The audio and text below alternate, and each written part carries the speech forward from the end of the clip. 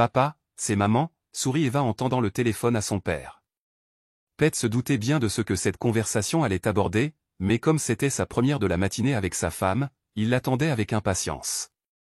Il entendit sa femme, Joanne, dire « Salut mon cœur, est-ce que mon doux ours en peluche peut surveiller une douzaine d'adolescents aujourd'hui ?» « J'aime penser que je peux m'en occuper », répondit Pete avec un sourire. Eva et les filles planifient ça depuis quelques semaines, donc tout ce que j'ai à faire, c'est de suivre leurs instructions. Elles ont 19 ou 20 ans, ce n'est pas comme si j'essayais de garder une bande de tout petits. Joanne le taquina, « As-tu installé la piscine comme je le voulais ?»« Oui, oui, dit-il. Les chaises longues, le bar, le barbecue, la nourriture, tout est prêt. J'ai tout fait pendant ton absence.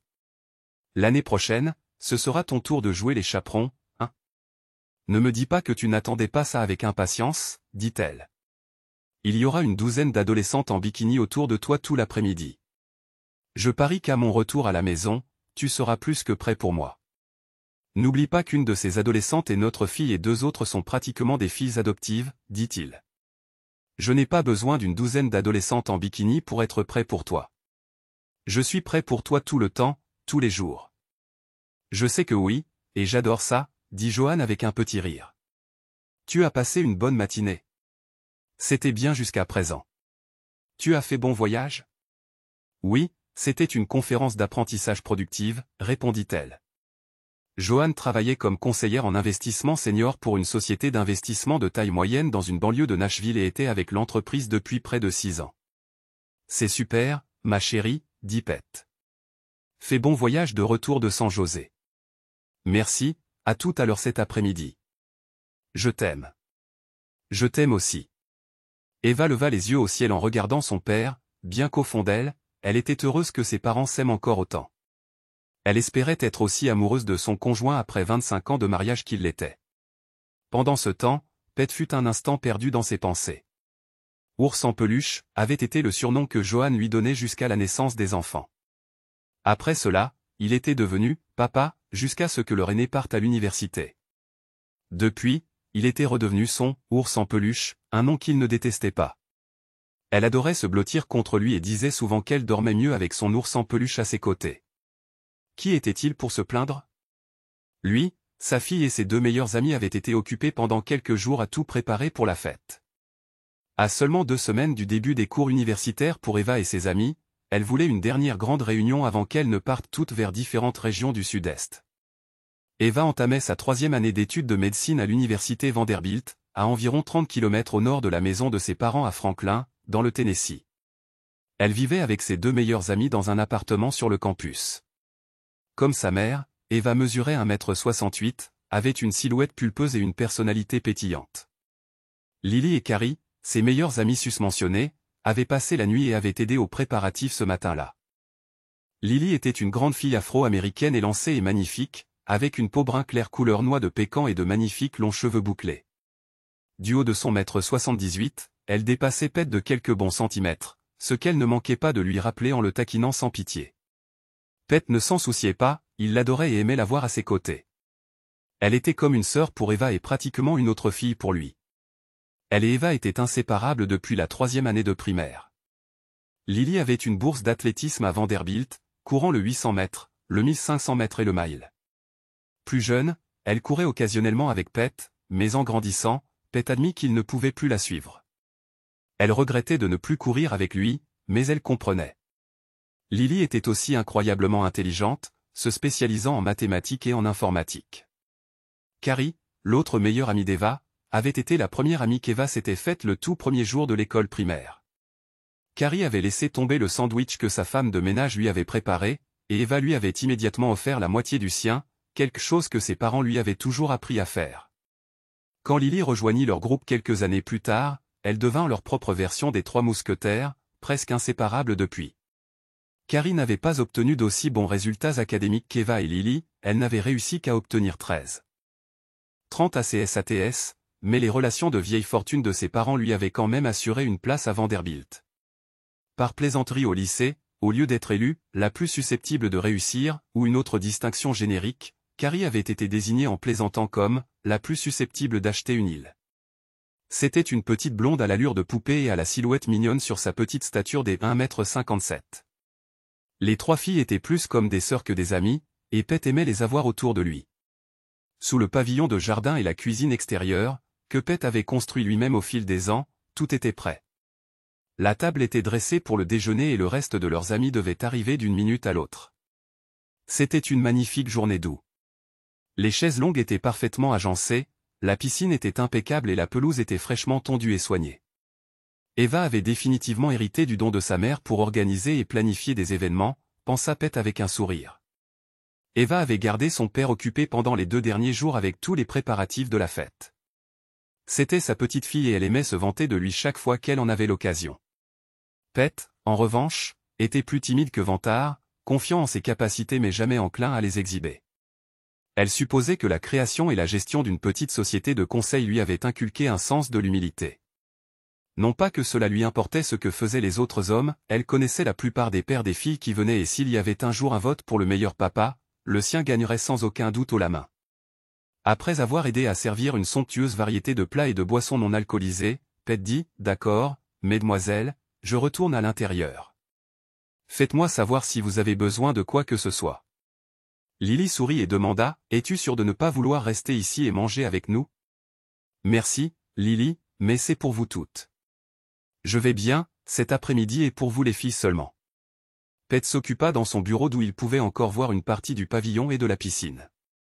Cependant, dès que les filles commencèrent à retirer leur paréo pour révéler leur maillot de bain, il se déplaça vers le salon pour regarder les Braves perdre un autre match. Il ne voulait pas passer pour un voyeur. Il regardait depuis environ 20 minutes quand un tumulte à l'extérieur attira son attention. Se levant pour enquêter, il vit un grand jeune homme saisir le poignet de Carrie, essayant de l'éloigner de ses amis. Les autres filles les avaient entourées, lui criant d'arrêter.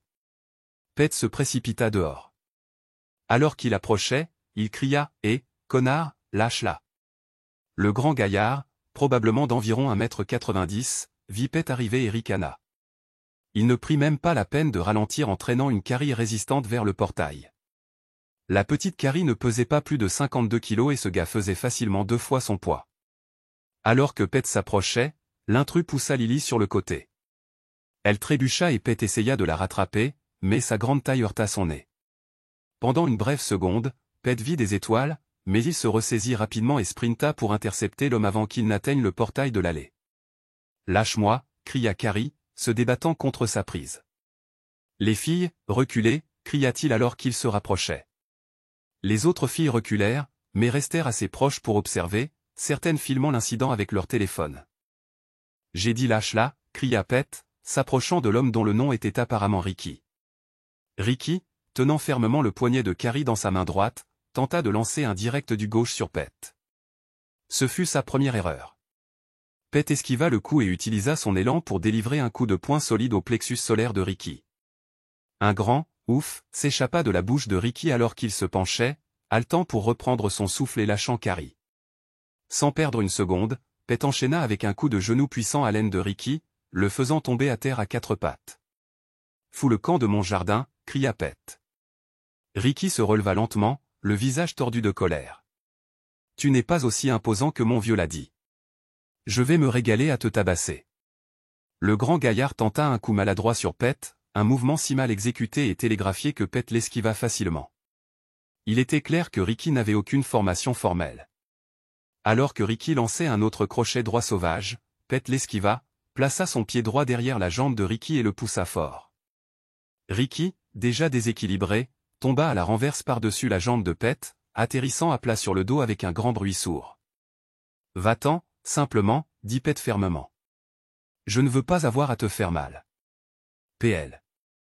Usure des jeunes femmes gloussèrent en voyant Pete, plus petit et plus âgé, tenir tête au bien plus grand Ricky.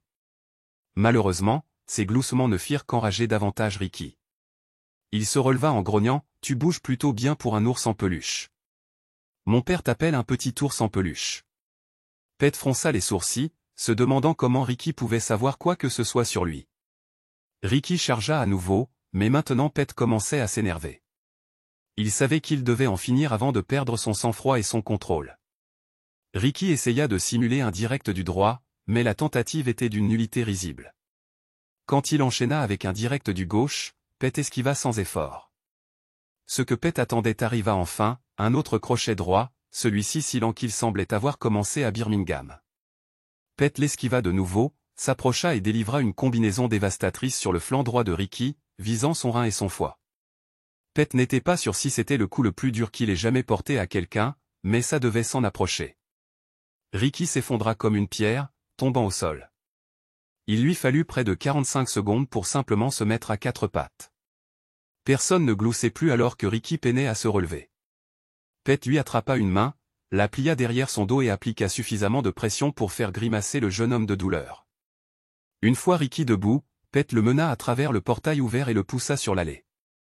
Fous le camp, grogna Pet, se déplaçant comme un vieil homme infirme et serrant son flanc. Ricky avait clairement eu sa dose de combat, mais il n'avait pas fini de parler. Tu appelles peut-être ta femme ma chérie, mais mon père l'appelle et ma douce chatte, dit Ricky avec un sourire narquois. Pet, surpris mais essayant de garder son calme, répondit, ce n'est pas parce qu'elle me dit qu'elle voyage qu'elle ne l'est pas, hein. Vas-y, continue de parler. Retournons dans le jardin si tu veux encore te défouler, connard. De toute façon, je ne te croirais pas même si tu avais des preuves. Maintenant que tu as été humilié, il ne te reste que des mensonges. Ricky ricana, oh, on verra ça.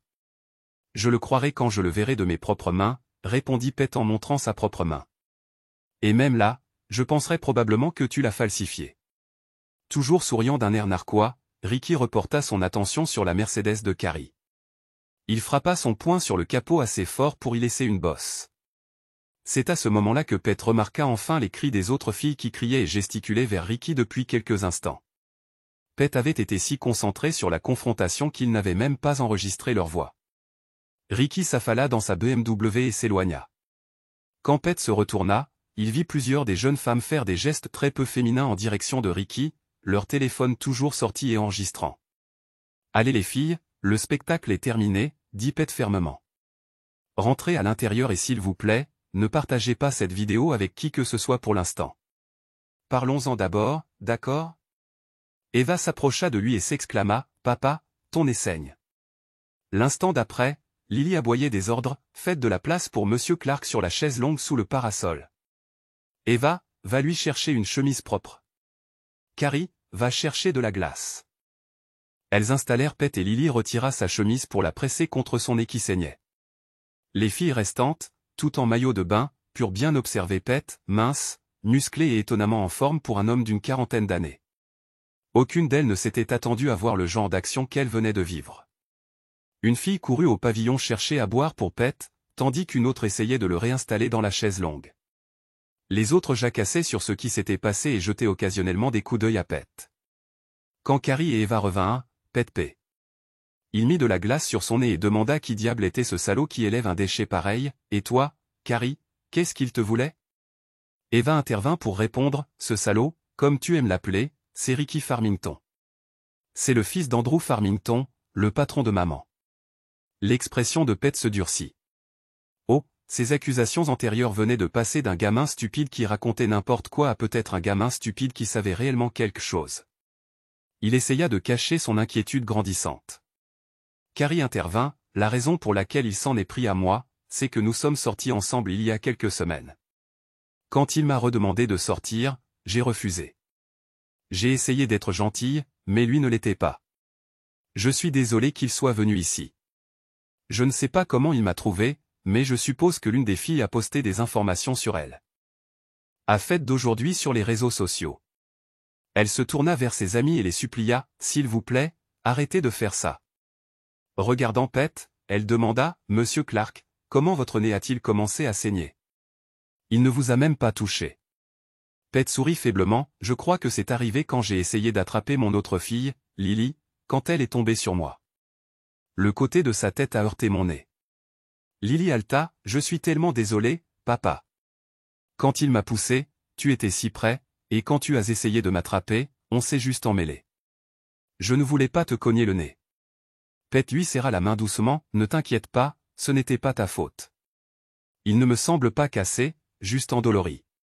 Puis, reprenant son sérieux, il s'adressa au groupe, écoutez, je sais que c'est beaucoup demandé, mais s'il vous plaît, ne partagez aucune vidéo de ce qui s'est passé avec qui que ce soit en dehors de ce groupe. Pas de publication sur les réseaux sociaux, pas de mail, pas de SMS à vos amis, rien. Pourquoi, papa? Demanda Eva. Tu n'as rien fait de mal. Pete soupira. Premièrement, je ne veux pas que ces calomnies sur votre mère soient publiées en ligne. Nous savons qu'elles ne sont pas vraies, mais elles n'auraient quand même pas l'air bien. De plus, quelqu'un avec un tel tempérament pourrait essayer de se venger de Carrie, de moi, ou même de l'une d'entre vous. Si cette vidéo devient publique, il sera embarrassé et il pourrait vouloir se venger. Il pourrait toujours essayer quelque chose, mais je détesterais que l'une d'entre vous quitte un cinéma ou marche vers sa voiture après un cours le soir, seulement pour qu'il se faufile derrière vous. S'il est en colère, ivre ou stupide, il pourrait blesser quelqu'un.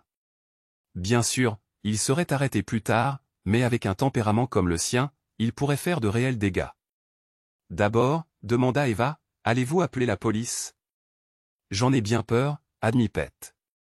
Nous n'avons pas à décider de porter plainte tout de suite, mais il a agressé Carrie et Lily, et il a essayé de m'agresser. Quelques-unes des filles ricanèrent au souvenir de Ricky essayant d'agresser le Pete, bien plus petit.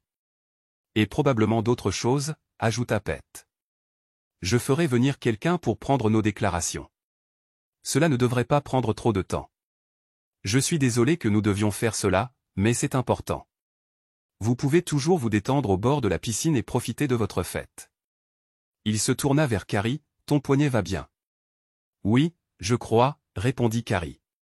Il l'a serré assez fort, alors ça pourrait faire un bleu, mais ce n'est rien de grave. Pete hocha la tête en signe d'acquiescement. Carrie demanda alors, Monsieur C., où avez-vous appris à faire ça? Rick est un grand gaillard et il est en bonne forme. Je sais qu'il a gagné plusieurs combats. Pete rit modestement, c'est une histoire un peu ennuyeuse, êtes-vous sûr de vouloir l'entendre? Une douzaine de jeunes femmes vêtues de bikini hochèrent la tête avec enthousiasme à l'unisson. Pete sourit à la vue. D'accord, commença Pete avec un haussement d'épaule, quand j'étais au lycée, on me taquinait parfois à propos de ma taille. Mes deux parents sont petits, alors je savais que je ne grandirais pas beaucoup. Je suis resté en forme parce que je faisais de l'athlétisme au collège, puis du cross-country au lycée. J'étais plutôt bon aussi, je suis arrivé au final de l'état. Mais un soir, quand j'étais en première, je suis sorti avec une fille sympa.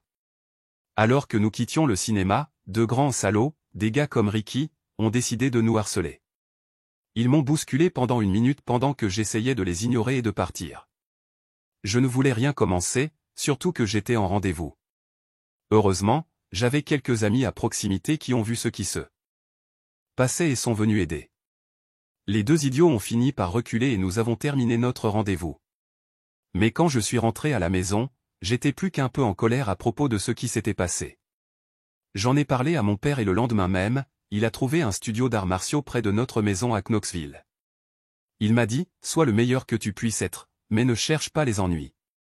Défense seulement pour toi-même et les autres. Je lui ai promis de ne pas mal utiliser ce que j'apprendrais et j'ai commencé à prendre des leçons 2 fois par semaine. J'ai continué ça jusqu'à ce que j'aille à l'université à Georgia Tech. Quand je suis arrivé à Atlanta, j'ai trouvé un studio qui enseignait un mélange de disciplines, le Silat, qui est un style de combat rapproché, ainsi que le judo et le jiu-jitsu. Les instructeurs ne se limitaient pas à un seul style et se concentraient entièrement sur l'autodéfense. J'y ai entraîné pendant les 4 années d'université. L'instructeur principal était un homme plus âgé, APE. Eu près de ma taille, et il dirigeait l'école avec sa fille, qui avait la taille d'Eva et la trentaine passée.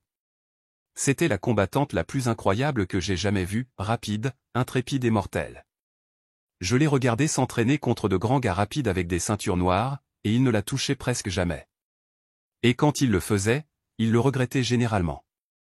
Je savais que je voulais apprendre d'elle, alors pendant 4 ans, j'ai pris 2 à 4 leçons par semaine. Pendant un temps, je suis devenu assez bon, dit Pete avec une pointe de modestie. Quand j'ai épousé Joanne, nous vivions toujours à Atlanta, mais j'ai réduit à 1 leçon par semaine. Pendant tout le temps où nous avons été mariés, Joanne ne m'a jamais vu en match. Elle sait que je m'entraîne dans la salle de sport au sous-sol, mais c'est tout. Eva regarda son père, les yeux écarquillés, « Papa, je n'ai jamais su tout ça. » Tu n'en avais pas besoin, répondit Pete avec un doux sourire. Ma douce P, tu te souviens quand nous t'avons emmené, toi et Donnie, à Paris? Il était en 3e et toi en 5e. Eva hocha la tête. Te souviens-tu de cette nuit où nous sommes allés dans ce restaurant marocain dans un quartier un peu louche de la ville? Eva hocha de nouveau la tête. J'ai dit à ta mère que je ne voulais pas y aller parce que je ne pensais pas que ce serait sûr, mais bien sûr, elle n'était pas d'accord. La discussion est devenue un peu houleuse, mais j'ai finalement cédé, comme d'habitude. Le restaurant s'est avéré excellent et je l'ai apprécié. Mais te souviens-tu de ce qui s'est passé en chemin vers la voiture? Le visage d'Eva s'illumina de reconnaissance, ces deux gars, un grand et un petit, sont venus derrière nous et nous ont crié d'arrêter. Pet hocha la tête, c'est ça. J'ai donné les clés de la voiture à ta mère et je lui ai dit de vous emmener, toi et Donnie, à la voiture, de la démarrer et de klaxonner une fois que vous seriez à l'intérieur. Eva continua, tu es resté derrière avec eux.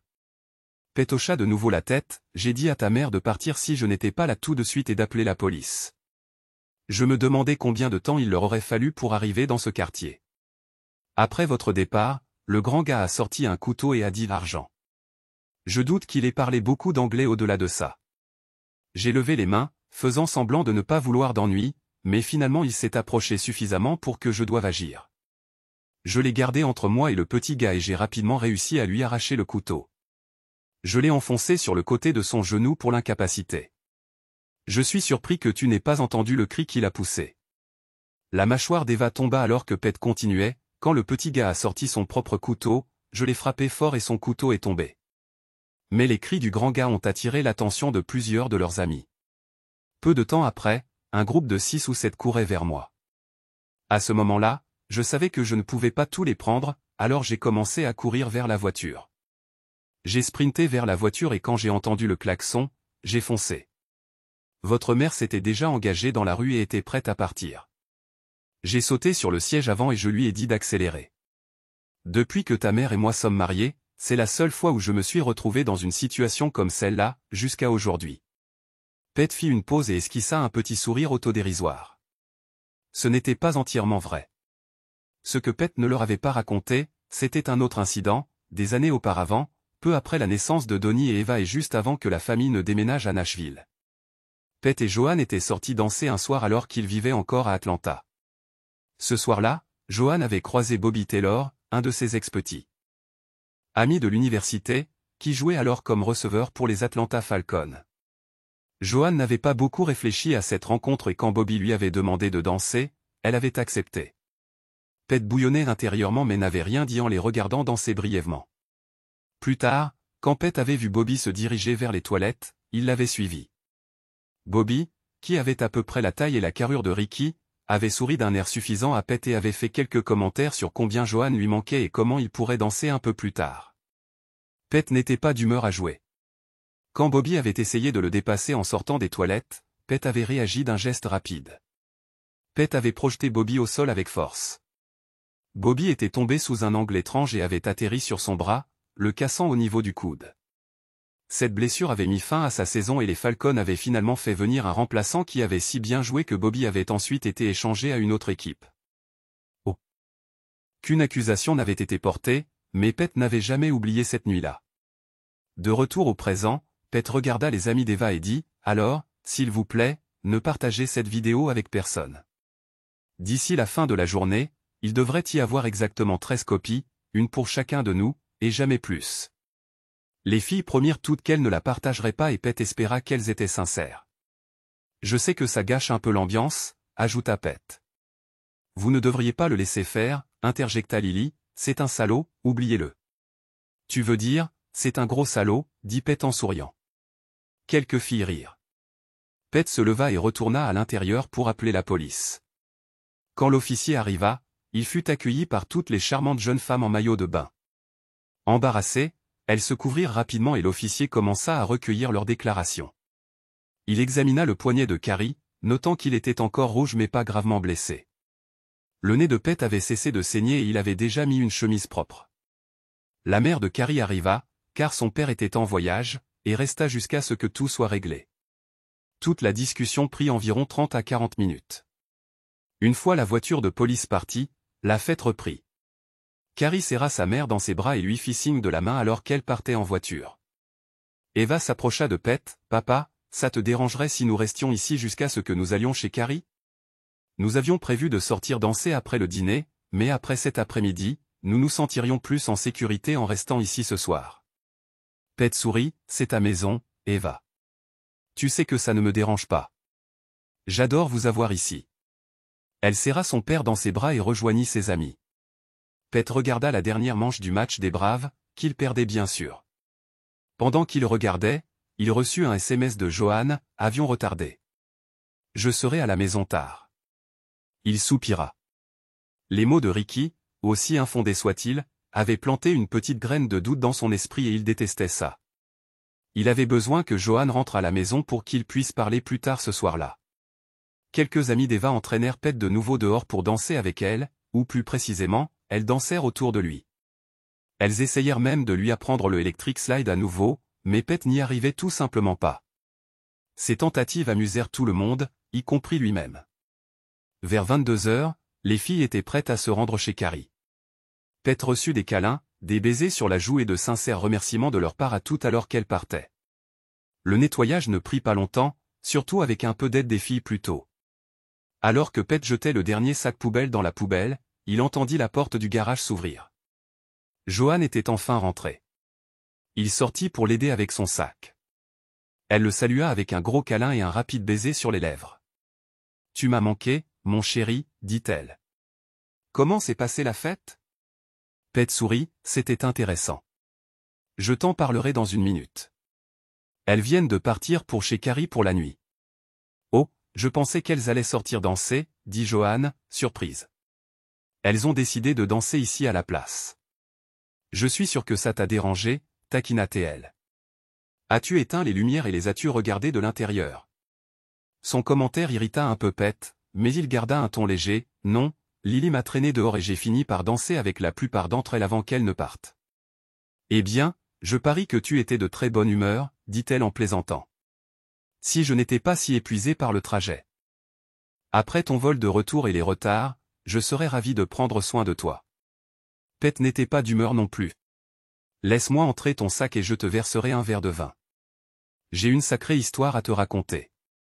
Intrigué, Johan le suivit à l'intérieur.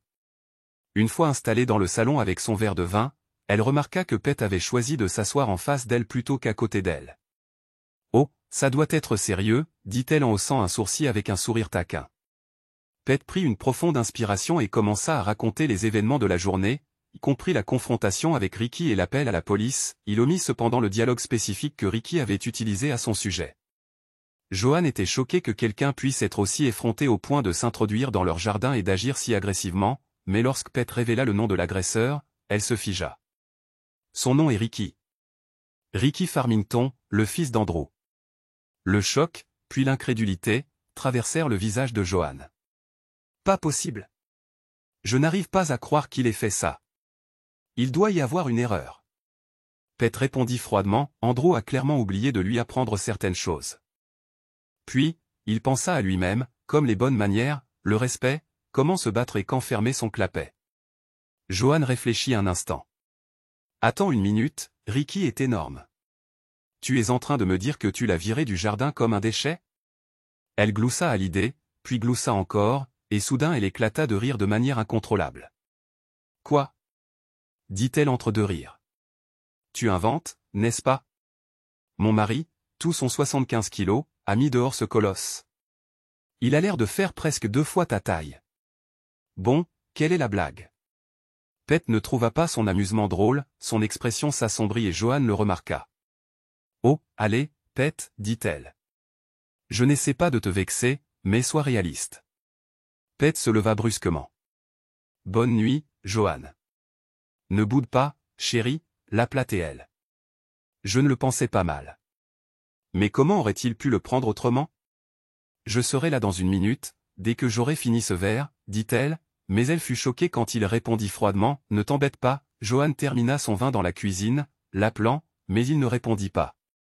Quand elle monta enfin dans leur chambre, Pete n'était pas là, il s'était installé dans la chambre d'amis. Pete, dit-elle en frappant à la porte. Qu'est-ce que tu fais là-dedans ? Tu me manques et je comptais me blottir contre mon nounours ce soir. Nounours ? Pete se demanda silencieusement l'origine de ce surnom. Était-ce vraiment un terme d'affection ou était-ce une sorte de dérision voilée? Il aurait pu exploser à ce moment-là, mais il était émotionnellement épuisé et voulait avoir les idées claires pour y réfléchir le lendemain matin. Eh bien, alors je suppose que nous serons tous les deux déçus, répondit finalement Pete à travers la porte avant de la refermer et de la verrouiller. Johan frappa et le supplia pendant un moment, mais il ne répondit pas, frustrée et confuse. Elle finit par abandonner et retourna dans leur chambre. Elle s'assit sur le lit, fixant le mur, se demandant comment la soirée avait pu si mal tourner. Elle envisagea brièvement d'envoyer un message à Eva pour obtenir plus de détails, mais il était tard et elle y renonça. Elle verrait sa fille le matin de toute façon. De plus, il était impossible que l'histoire de Pete soit vraie, ce n'était pas possible. Le lendemain matin, Pete savait que Johan ferait la grasse matinée après le long vol et le décalage horaire lié à leur séjour sur la côte ouest ces derniers jours. Il se demanda avec irritation si elle avait même réellement fait le voyage, cette petite graine de doute tenace grandissait et il détestait ça. Il se glissa discrètement dans leur chambre pour récupérer des vêtements de course, puis se changea et prit un petit déjeuner. Il partit pour une longue course, 7 miles en un peu moins de 53 minutes. Quand il revint, Johan n'avait pas l'air heureuse. « Tu m'as manqué », dit-elle d'un ton appuyé. « Nous devons parler. Je ne pense pas que tu m'aies raconté toute l'histoire hier soir. » Pete l'ignora et alla directement à la douche. Elle le suivit, mais il verrouilla la porte de la salle de bain derrière lui. Elle frappa à la porte, mais Pete continua calmement sa douche et son rasage. Une fois habillé et revigoré, il se prépara à affronter sa femme. Quand il descendit à son bureau à domicile, Johan l'attendait déjà. « Andrew m'a appelé ce matin, dit-elle, les bras croisés. Je ne suis pas sûr d'avoir eu toute l'histoire hier soir. Ricky a eu du sang dans son urine et a dû aller aux urgences hier. » Pete ne sia pas, ça ne pouvait pas arriver à quelqu'un de mieux. Johan fronça les sourcils. Ricky a dit à Andrew qu'il parlait juste à Carrie quand, de nulle part, tu es arrivé derrière lui et l'a frappé dans le dos avec quelque chose. Il pense que tu lui as contusionné un rein. Andrew veut porter plainte. Pourquoi ne suis-je pas surpris que ce petit con mente, répondit Pete sèchement. Il est probablement embarrassé que ton petit nounours, ajouta-t-il avec une pointe de sarcasme, l'ait jeté dehors, comme tu l'as dit, comme un déchet. Andrew est très en colère, dit Johan. Pourquoi as-tu fait ça? Pourquoi l'as-tu attaqué? La colère de Pete éclata. La raison pour laquelle j'ai attaqué ce pauvre garçon, c'est parce qu'il attaquait Carrie. Tu sais, Carrie, quelqu'un que nous aimons comme notre propre fille depuis plus de 10 ans. La Carrie que nous avons emmenée en Espagne avec Eva et Lily pour fêter leur diplôme de fin d'études secondaires. Cette Carrie était en train d'être traînée hors de notre jardin par ce morceau de déchet irrespectueux, et j'y ai mis fin. Johan hésita. Es-tu en train de dire que tu crois leur histoire et pas celle de ton mari? Pete insista. Penses-tu sérieusement que je l'ai frappé par surprise? Je suis désolé, Pete, mais il n'y a aucune chance que tu puisses faire ça en face à face. La colère de Pete était à peine contenue. Il voulait lui jeter au visage les accusations de Ricky à propos de Johan, exiger une explication sur la façon dont Ricky pouvait connaître de tels détails personnels, mais il se retint.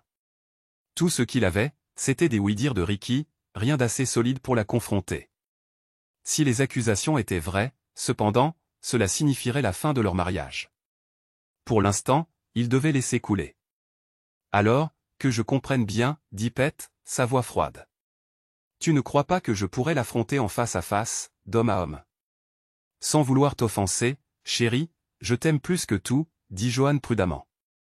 Mais il est énorme, et tu es en pleine forme, mais tu n'es pas de taille pour lui. Tu te souviens de Paris? Tu courais aussi vite que tu pouvais avec ce petit gars qui te poursuivait, essayant d'atteindre la voiture avant qu'il ne t'attrape. La mâchoire de Pete se serra, le souvenir encore frais dans son esprit. Après que j'ai réglé le problème avec le grand gaillard, il n'allait jamais m'attraper. Et pour être précis, je courais parce que... Pete, arrête, interrompit Johan. C'est inutile. Il se mordit la langue, réalisant qu'elle ne changerait pas d'avis. Essayer d'expliquer ses actions ou de raconter ses batailles ne servirait à rien. Il voyait que c'était déjà une cause perdue, probablement à plus d'un titre. Johan continua. As-tu la moindre idée de la difficulté que cela va rendre ma vie? Cela surprit Pete. Oh, excuse-moi. Que étais-je censé faire? Aurais-tu préféré que j'utilise une arme? J'aimerais savoir avec quoi tu l'as frappé. Mes mains, répondit Pet. Johan croisa les bras et inclina la tête sceptiquement. Je t'ai vu t'entraîner dans notre salle de sport au sous-sol. Tu frappes fort le sac de frappe, mais je ne vois pas comment tu aurais pu blesser Ricky juste en le frappant. Comment aurais-tu pu lui porter un coup net à moins de t'être approché furtivement de lui? La mâchoire de Pet se serra. Merci pour la confiance, chérie, ça inspire confiance, dit-il sarcastiquement. Johan leva les yeux au ciel et gémit exagérément. Oh, allez, ça n'aide pas. La voix de Pet devint froide. Qu'est-ce que je dis à Andrew? Tu lui dis qu'il a élevé son fils pour qu'il soit un trou du cul, apparemment, comme lui, et que Ricky nous doit, à Carrie et à moi, des excuses. Je ne ferai rien, claqua Johan. Ricky a raconté à son père ce qui s'était passé et il semble qu'il n'ait rien fait de mal. Pet secoua la tête avec incrédulité.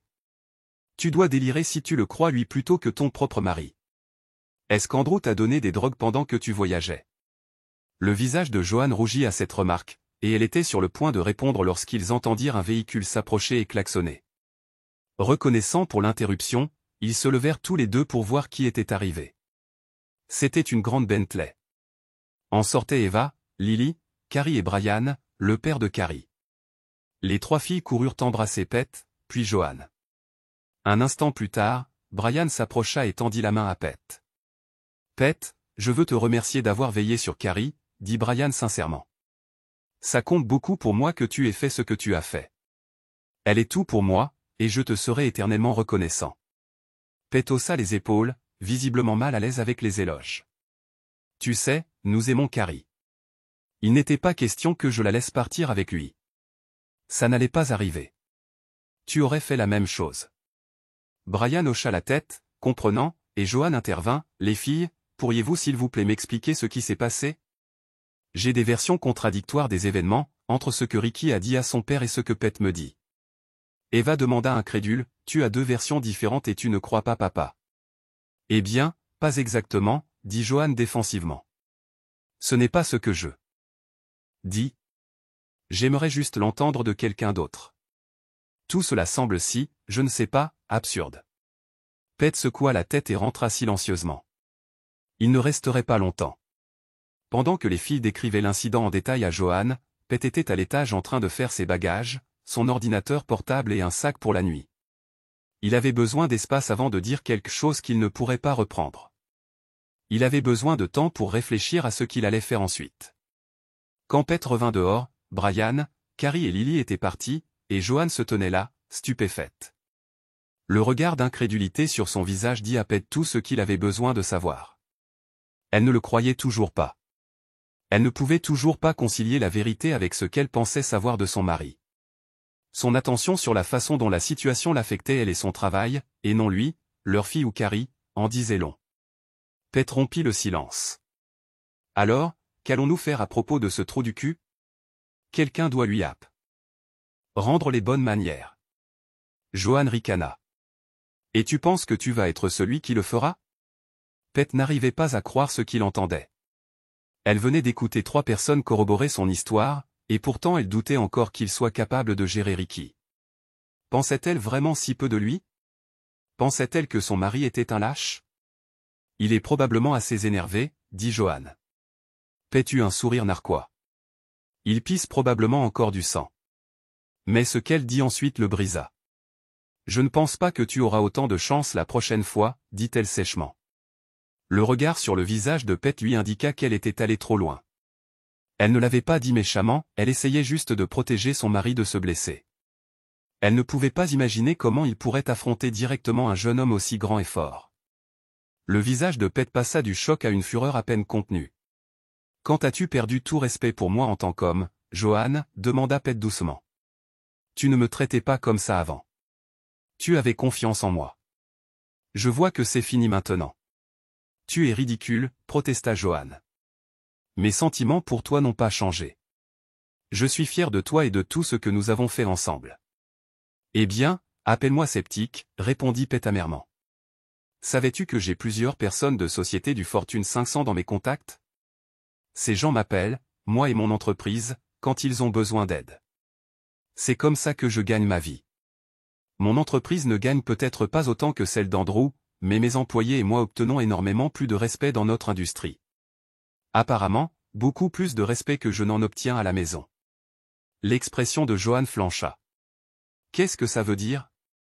Pas à toi de t'en soucier, dit Pet sèchement. Mais j'ai pris une décision. Si ce déchet ou son père ne se présente pas ici demain avant 18h pour s'excuser auprès de moi et de Carrie, alors Brian et moi appellerons la police et porterons plainte. Il doit aussi payer les dégâts causés au SUV de Carrie. Tu ne peux pas être sérieux, s'exclama Johan. Je dois encore travailler avec Andrew. Alors peut-être pourras-tu le convaincre d'enseigner quelques bonnes manières à son fils, répondit Pet froidement, et le respect des autres. Clairement, Ricky n'a pas appris grand-chose de son père. Pet dit, sa voix froide, mais je suis sûr que tu le sais déjà, vu le temps que tu passes autour de lui. Pet, ça pourrait nuire à mon travail, répliqua Johan. Eh bien, Johan, regarde bien ce que cela nous fait, à nous. Mais il ne semble pas que tu le vois de cette façon. Demain, 18h, où Brian et moi appelons la police. Pet attrapa son sac. Je sors un moment, dit-il, se dirigeant vers le garage. Non, tu ne sors pas. Nous n'avons pas fini de parler. À ce sujet, Johan lui cria après. Oh, c'en est fini, dit Pet fermement. J'ai besoin de m'éloigner de toi. Johan le suivit dans le garage. Où vas-tu? Je vais chez Brian pour discuter de ça. Je n'appellerai pas le père de ce trouduc, alors comme il t'écoute, tu peux lui dire ce que son fils doit faire pour éviter la prison. Le temps pressant, et sans attendre sa réponse, Pet ignora ses protestations, mit son sac dans la voiture et partit, laissant Johan debout dans l'allée, les bras croisés et une expression frustrée sur le visage. Pet n'avait jamais fui une conversation de la sorte auparavant, mais il sentait qu'il n'avait pas le choix. En conduisant chez Brian, il décida qu'il devait aussi faire quelques déplacements professionnels. La réaction de Johan et les commentaires narquois de Ricky avaient semé une graine de doute dans son esprit, d'après ce qu'il avait observé, il était possible que Johan ait déjà succombé à l'influence d'Andrew. Cette pensée le remplit de colère et de chagrin.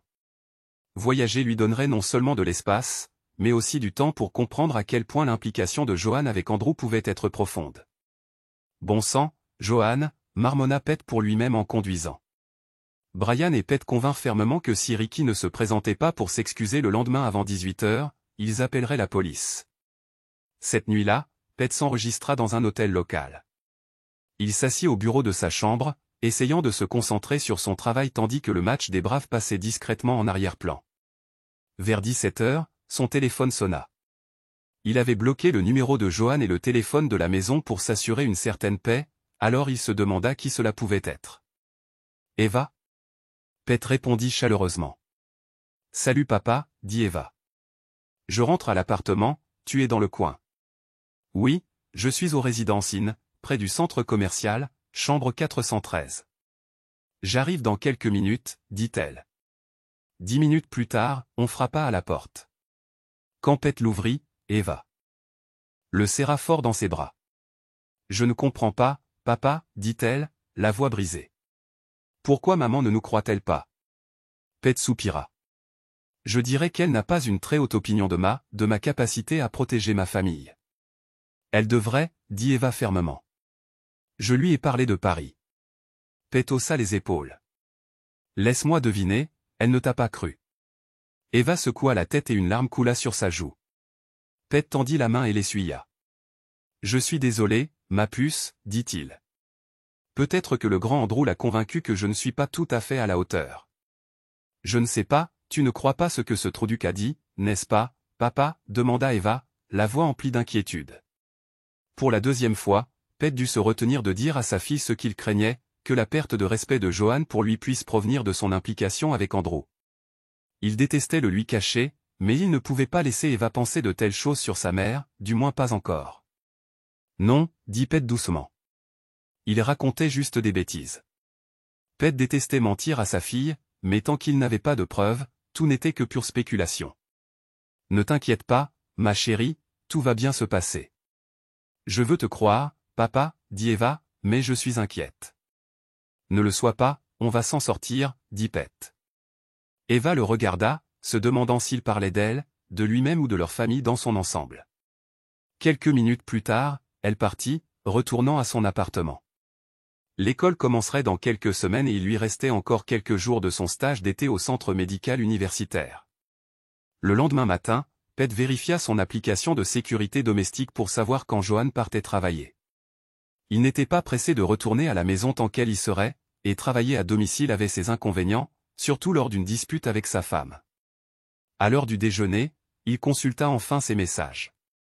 Johan lui avait envoyé 20 SMS, certains longs, la plupart l'accusant d'être déraisonnable. Le dernier disait « Quand seras-tu là à 18h ?» Je t'ai laissé un message vocal. Pete soupira et écouta le message vocal. « Pete, dit Andrew, Ricky sera là quelques minutes avant 18h ce soir pour s'excuser. Je ne suis toujours pas content que tu m'aies mis dans cette situation, nous pourrons en parler après que tout le monde soit parti. » Pete leva les yeux au ciel, d'une manière ou d'une autre, c'était encore de sa faute. Plus tard dans la journée, Pete finalisa ses plans pour quitter la ville après les excuses. Il était censé diriger une session de planification des opérations à Louisville le jeudi et le vendredi, mais il décida de partir plus tôt. Après les excuses, il se rendrait à Louisville cette nuit-là, passerait une nuit supplémentaire à ses propres frais et consacrerait le mercredi à travailler avec un client en personne. À 17h45, Brian et Eva arrivèrent. Brian donna à Pete une grande accolade et une poignée de main. « Eh bien, dit Brian avec un sourire en coin, ça devrait être intéressant. Toi et Johan, ça va? On dirait que ça te met dans une mauvaise position. Rien d'inquiétant, répondit Pete. On s'en sortira bien. Elle essaie juste de digérer le fait que son petit mari ait tabassé le grand Ricky. Brian ricana. J'avoue que je suis un peu surpris aussi, non pas que tu l'aies fait, mais avec quelle conviction tu l'as fait. Je suppose que je n'aurais pas dû l'être. Tu as toujours semblé très préparé dans tout ce que tu fais. Pete sourit faiblement. Merci, Brian. Johan se souviendrait de tout cela, pensa Pete alors qu'il se tenait dans l'allée avec Brian et Carrie. Si ça ne te dérange pas, dit Pete à Brian, nous allons attendre ici. Je ne veux pas de ce vaurien dans ma maison. Moi non plus, répondit Brian. Quelques minutes avant 18h, une BMW bleu foncé entra dans l'allée. Quand Ricky en sortit, son visage était loin d'être agréable. Johan n'était pas encore arrivé. Ricky s'approcha d'eux et s'adressa d'abord à Carrie. « Carrie, je suis désolé pour samedi. J'ai dépassé les bornes. Tu me manquais et je voulais que nous ressortions ensemble, mais j'ai mal pris ton rejet. Je sais que nous ne sortirons plus ensemble, mais j'espère ne pas avoir détruit notre amitié. Je suis désolé. » Il semblait quelque peu contrit, mais Pete ne put s'empêcher de penser cyniquement que Ricky cherchait probablement juste un moyen de la manipuler davantage. Carrie répondit, sa voix ferme mais froide, « Je ne sais pas si nous serons un jour amis à nouveau, Ricky, mais j'essaierai d'être poli et au moins amical. C'est le mieux que je puisse faire pour l'instant. » Je comprends, dit Ricky en hochant la tête. Puis il se tourna vers Brian.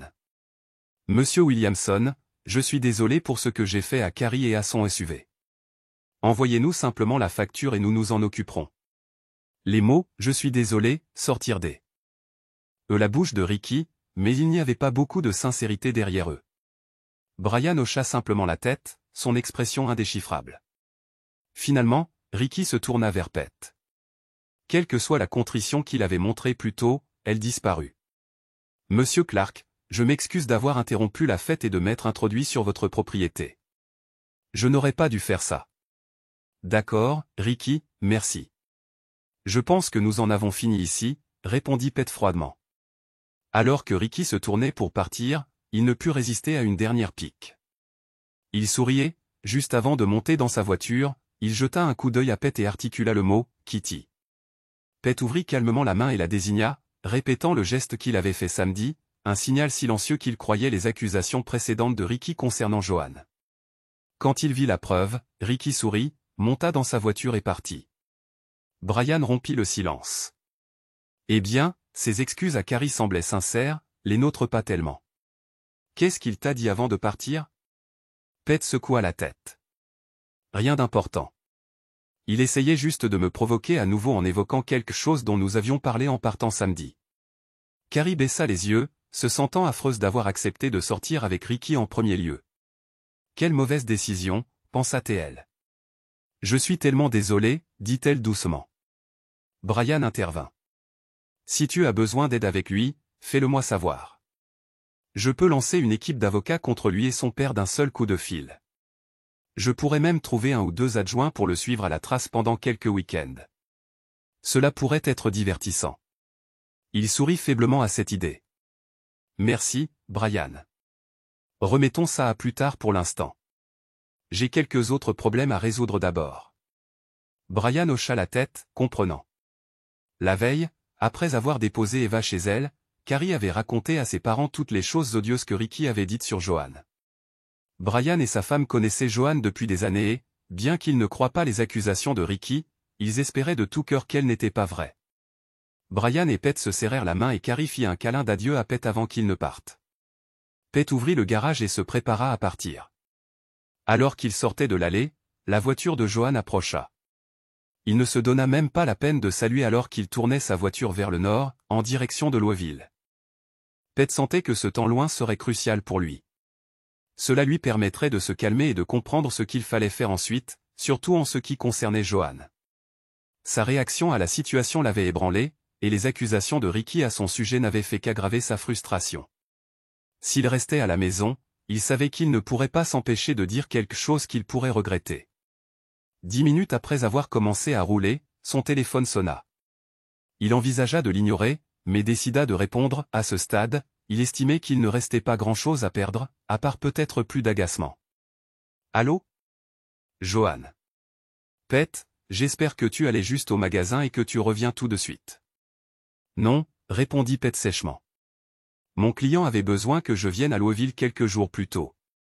Je serai ici jusqu'après mon déjeuner avec lui vendredi. Je devrais être à la maison à temps pour dîner avec toi après ça. Puis il décida de lancer une petite pique, c'est en supposant que tu ne voyageras pas avec Andrew ce week-end. Il y eut un long silence. Finalement, la voix de Joanne revint, empreinte de surprise. Quoi? Non, tu sais que je ne voyage que toutes les 6 à 8 semaines. Pourquoi dirais-tu ça? Ce n'est rien, répondit Pete brusquement. Si tu avais été là samedi, tu aurais tout vu. Je suis toujours un peu contrarié que tu aies pris le parti de Ricky. Je sais que tu le hais, et je suis désolé, dit Joanne, sa voix s'adoucissant. Andrew n'est pas très content non plus, mais c'est compréhensible. Ricky est-il venu s'excuser? Il a présenté ce qui semblait être des excuses sincères à Carrie, dit Pete, mais je soupçonne que c'est parce qu'il veut encore essayer de coucher avec elle un jour. Quant à ses excuses à Brian et à moi, c'étaient les excuses les plus hypocrites que j'ai jamais reçues. Toi et Andrew devriez être contents qu'il n'aille pas en prison. C'est juste un gamin, dit Joanne avec un soupir. C'est un homme de 20 ans qui doit apprendre à maîtriser sa colère et à respecter les autres, répondit Pete sèchement. Joanne laissa échapper un autre soupir audible. Je veux te parler de tout ça ce soir. Pouvons-nous parler quand tu rentreras vendredi? Bien sûr, répondit Pete, son ton froid. Tu vas me manquer, Pete, commença Joanne, mais il raccrocha. Joanne raccrocha le téléphone, surprise par la façon dont Pete avait mis fin à leur conversation. Toute cette situation contrariait son doux mari, et même si elle pensait toujours qu'il ne se montrait pas très compréhensif quant à l'impact que cela avait sur son travail, elle croyait que ce n'était qu'une embûche sur leur long chemin ensemble. Vendredi, elle prévoyait de lui préparer un bon dîner et de lui offrir une nuit spéciale dans la chambre. Elle était convaincue qu'une fois les émotions apaisées, tout cela se calmerait. Pendant ce temps, Pete roulait pendant les 3 heures qui le séparaient de Louisville, avec amplement de temps pour réfléchir à tout.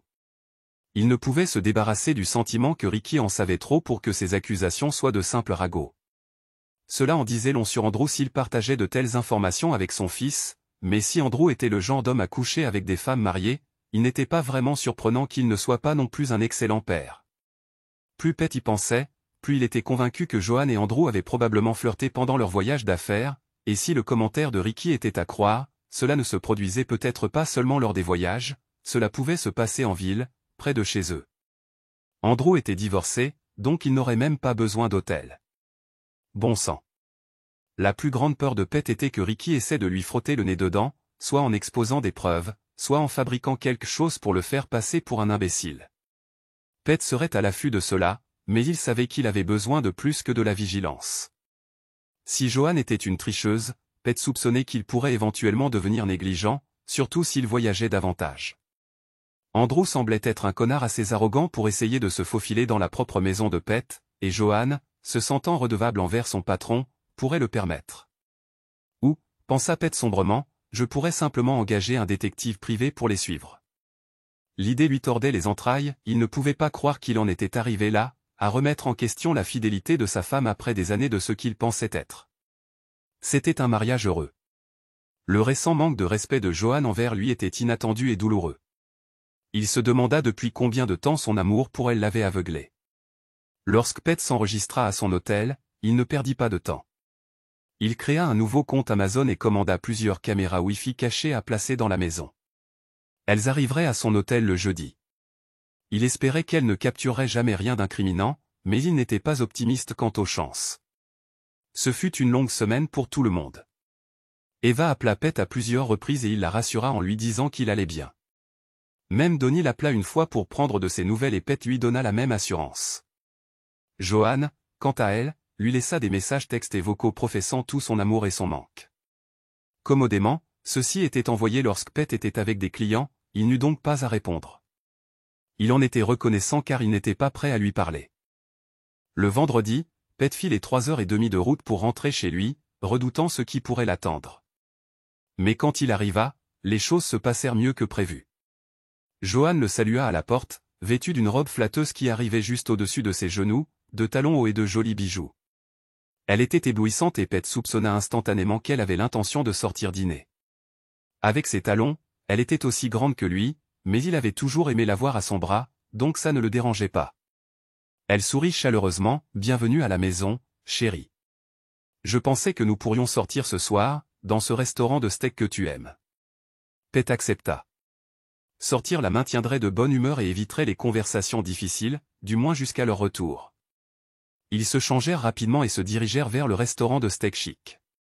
Comme les soirs où ils allaient au spectacle, Johan resta près de lui, sa main posée légèrement sur son bras. Sous la table, elle enleva l'un de ses talons et frotta sa jambe avec son pied. Pet détestait qu'elle ait encore cet effet sur lui, même quand il était agacé et méfiant. Il se demanda combien de nuits comme celle-ci ils auraient encore, priant de se tromper mais craignant que ses soupçons ne soient corrects. Quand ils rentrèrent à la maison, Johan ne perdit pas de temps. Au moment où ils franchirent la porte, elle était déjà sur lui. Elle n'alla même pas plus loin que le salon avant d'enlever sa robe et son string, travaillant sur sa fermeture éclair avec des mains déterminées. Debout là, en simple lingerie et talons, Johan eut l'effet désiré sur Pet.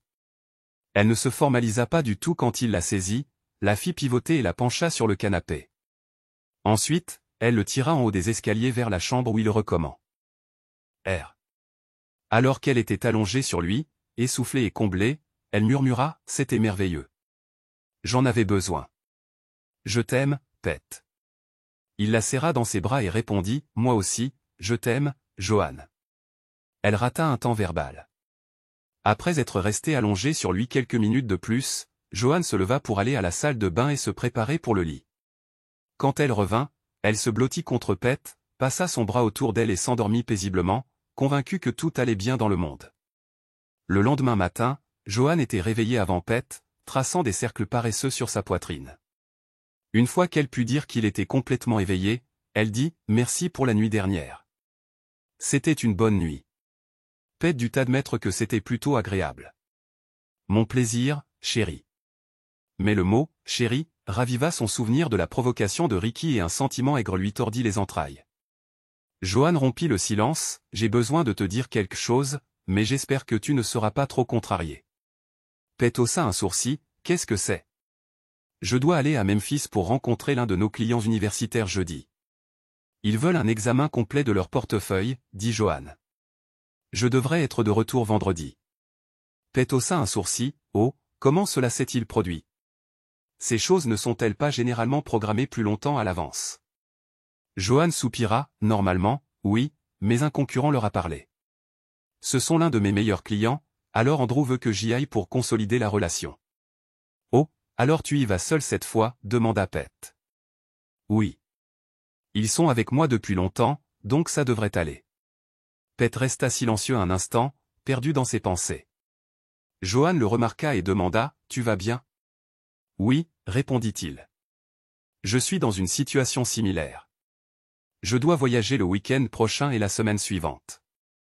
le vice-président de la chaîne d'approvisionnement de la division Gulfstream de General Dynamics veut que j'assiste à une conférence informatique sur la chaîne d'approvisionnement avec lui à Orlando. Après cela, je serai avec lui à leur usine de Savannah pour le reste de la semaine. Joanne se redressa à cette révélation, se retrouvant ainsi découverte. Pete ne put s'empêcher de remarquer à quel point elle était encore incroyable, même après toutes ces années. Sa silhouette pleine et galbée avait toujours été l'une des nombreuses choses qu'il aimait chez elle. Quand elle se pencha en avant, ses seins ballottant encore légèrement alors qu'elle se redressait, les pensées de Pete se déportèrent momentanément, ne se souciant plus beaucoup d'autre chose.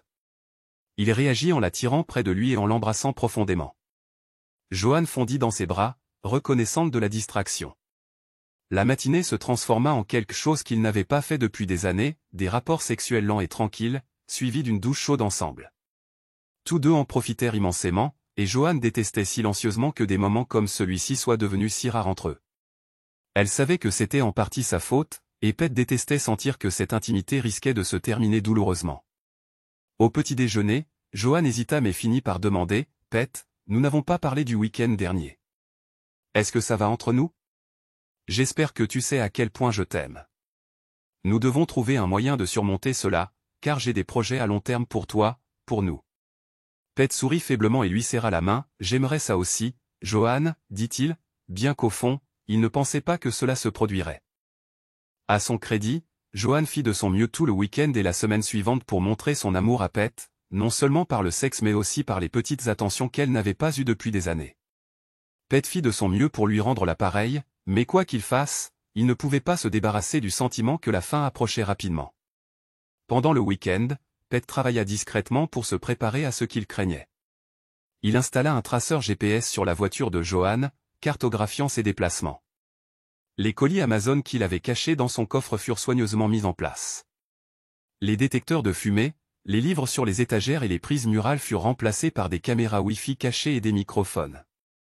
Il ajouta quelques caméras extérieures à son système de sécurité. Quand il eut fini, sa maison était entièrement couverte pour la vidéo et le son.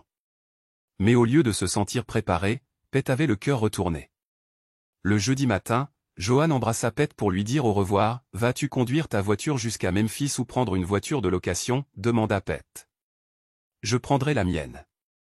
Ne t'inquiète pas, l'entreprise me remboursera le kilométrage et je me sentirai plus en sécurité à volant de ma propre voiture. »« D'accord, sois prudente. »« Je le ferai, chérie.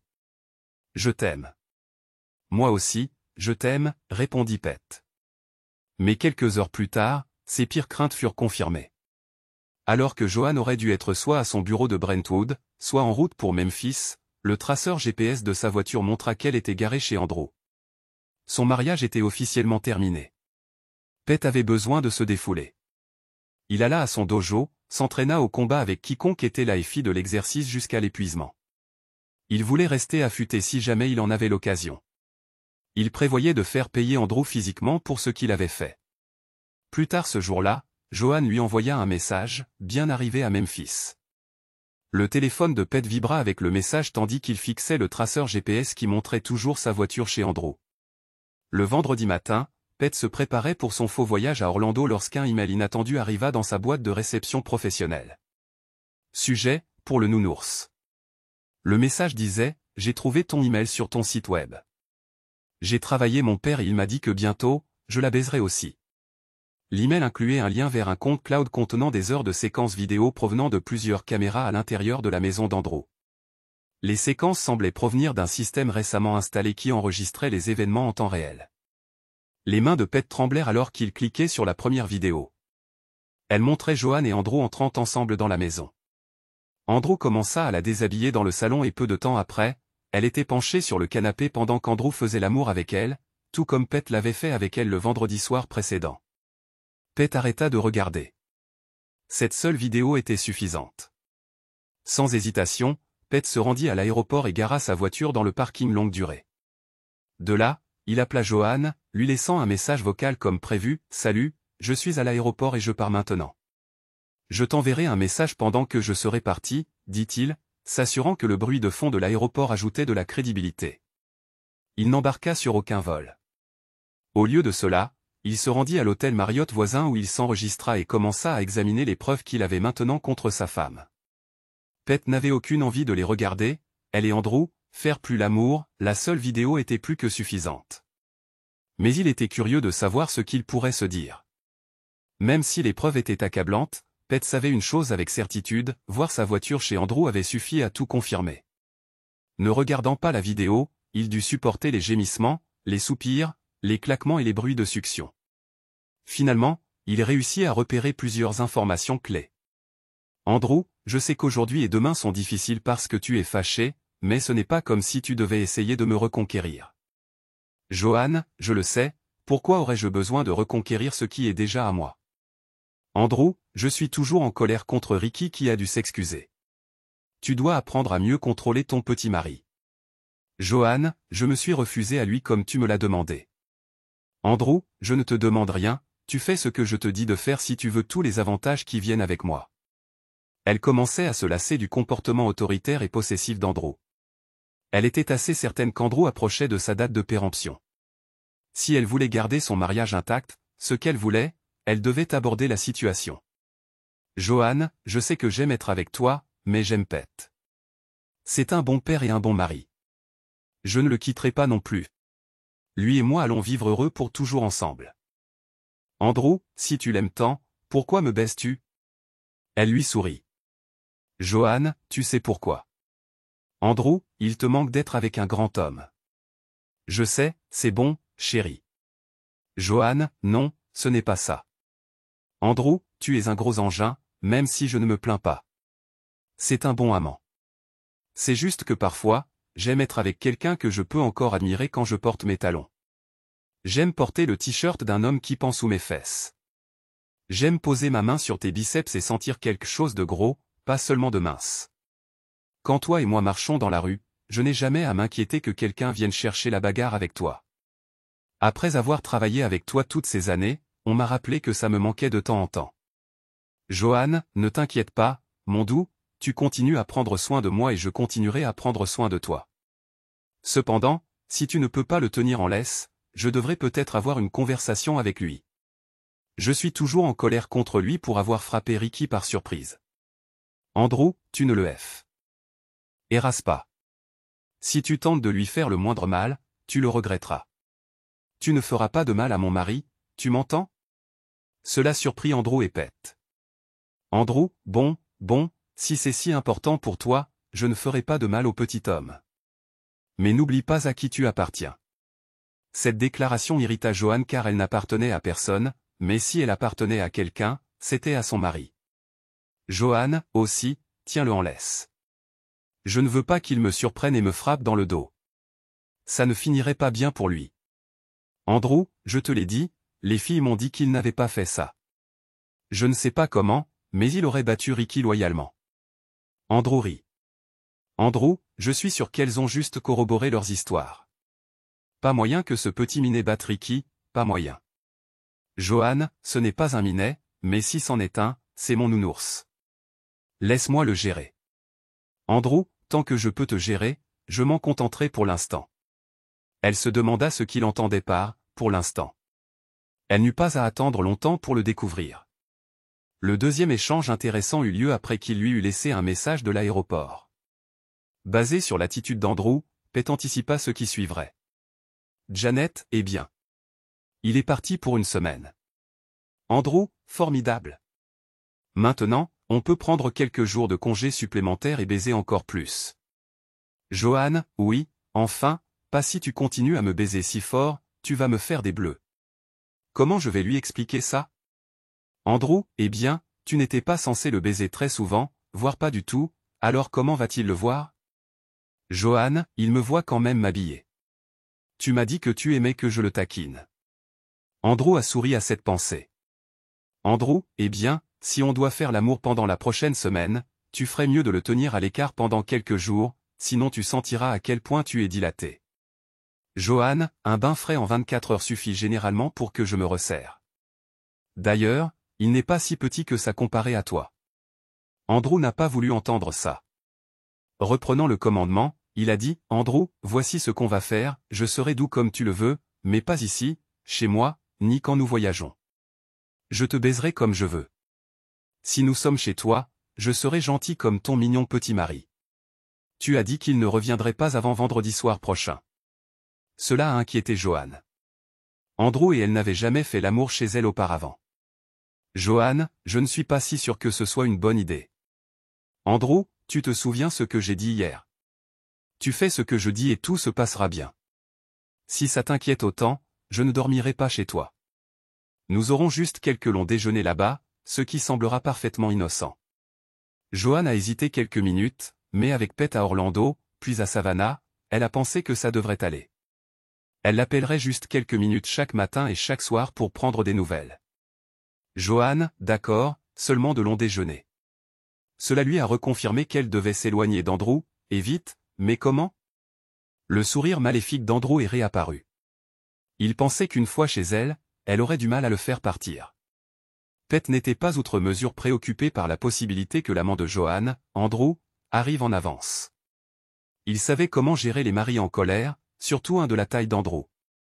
Une fois que Pete a quitté la maison d'Andrew, il a prévu de supprimer les fichiers du serveur contenant les vidéos dans le dossier cloud, s'assurant qu'à moins que Ricky ne les ait enregistrés ailleurs, Pete en aurait les seules copies. Il avait plusieurs appels à faire et, étant un vendredi après-midi, il espérait que les gens travaillaient encore. Son premier appel était à Brian. Pete, salut Brian, c'est Pete, tu as une seconde? Brian, bien sûr, mon pote, j'ai quelques minutes. Qu'est-ce qu'il y a? Pete, tu te souviens de la conversation qu'on a eue chez moi quand Ricky est venu s'excuser? Brian, oui. Pete, eh bien, il semblerait que ce dont Ricky se vantait soit vrai. Joanne a une liaison. Je ne sais pas depuis combien de temps ça dure, mais ça fait un moment. Brian, oh, mec, je suis vraiment désolé. Je suppose que ce n'est pas un appel social. Pete, j'ai bien peur que non. J'ai besoin d'un service. J'ai besoin d'un très bon avocat spécialisé dans les divorces, et vite. Brian, je connais exactement la personne. Elle peut être méchante et vicieuse ou simplement régler ça vite, selon ce que tu préfères. Laisse-moi lui donner tes coordonnées et elle te fera de la place aujourd'hui. Pete, ça me va. Et s'il te plaît, dis aussi à Myriam de ne pas en parler à qui que ce soit. Je sais que tu n'as pas de secret pour elle, alors j'ai besoin que ça reste secret jusqu'à ce que je donne les papiers à J.O. Probablement la semaine prochaine. Brian, bien sûr. Pete, je suis désolé pour vous deux. On vous a toujours aimé, toi et Joanne. Pete, merci, Brian. Je suis désolé aussi. Je te dois une fière chandelle. Brian, non, tu ne me dois rien. On est amis depuis longtemps et nos filles le sont depuis encore plus longtemps. C'est juste moi qui aide un ami. Quand tout cela sera terminé, tu pourras m'offrir une bière ou deux si tu veux. Pete, je crois que j'apprécierais ça. C'est fait. Brian a tenu parole et a mis Pete en contact avec l'avocate spécialisée en droit de la famille, Charla Steele, qui a commencé à préparer les papiers du divorce ce soir-là. Plus tard cette nuit-là, juste avant que Pete ne s'endorme, son téléphone a sonné. C'était Joanne. Joanne, salut Pete, comment est Orlando? Pete, chaud et humide avec un risque de pluie, ce qui est assez normal pour fin août. Comment est Memphis? Joanne, tu veux dire Nashville. Je suis rentré cet après-midi. C'est vide sans toi.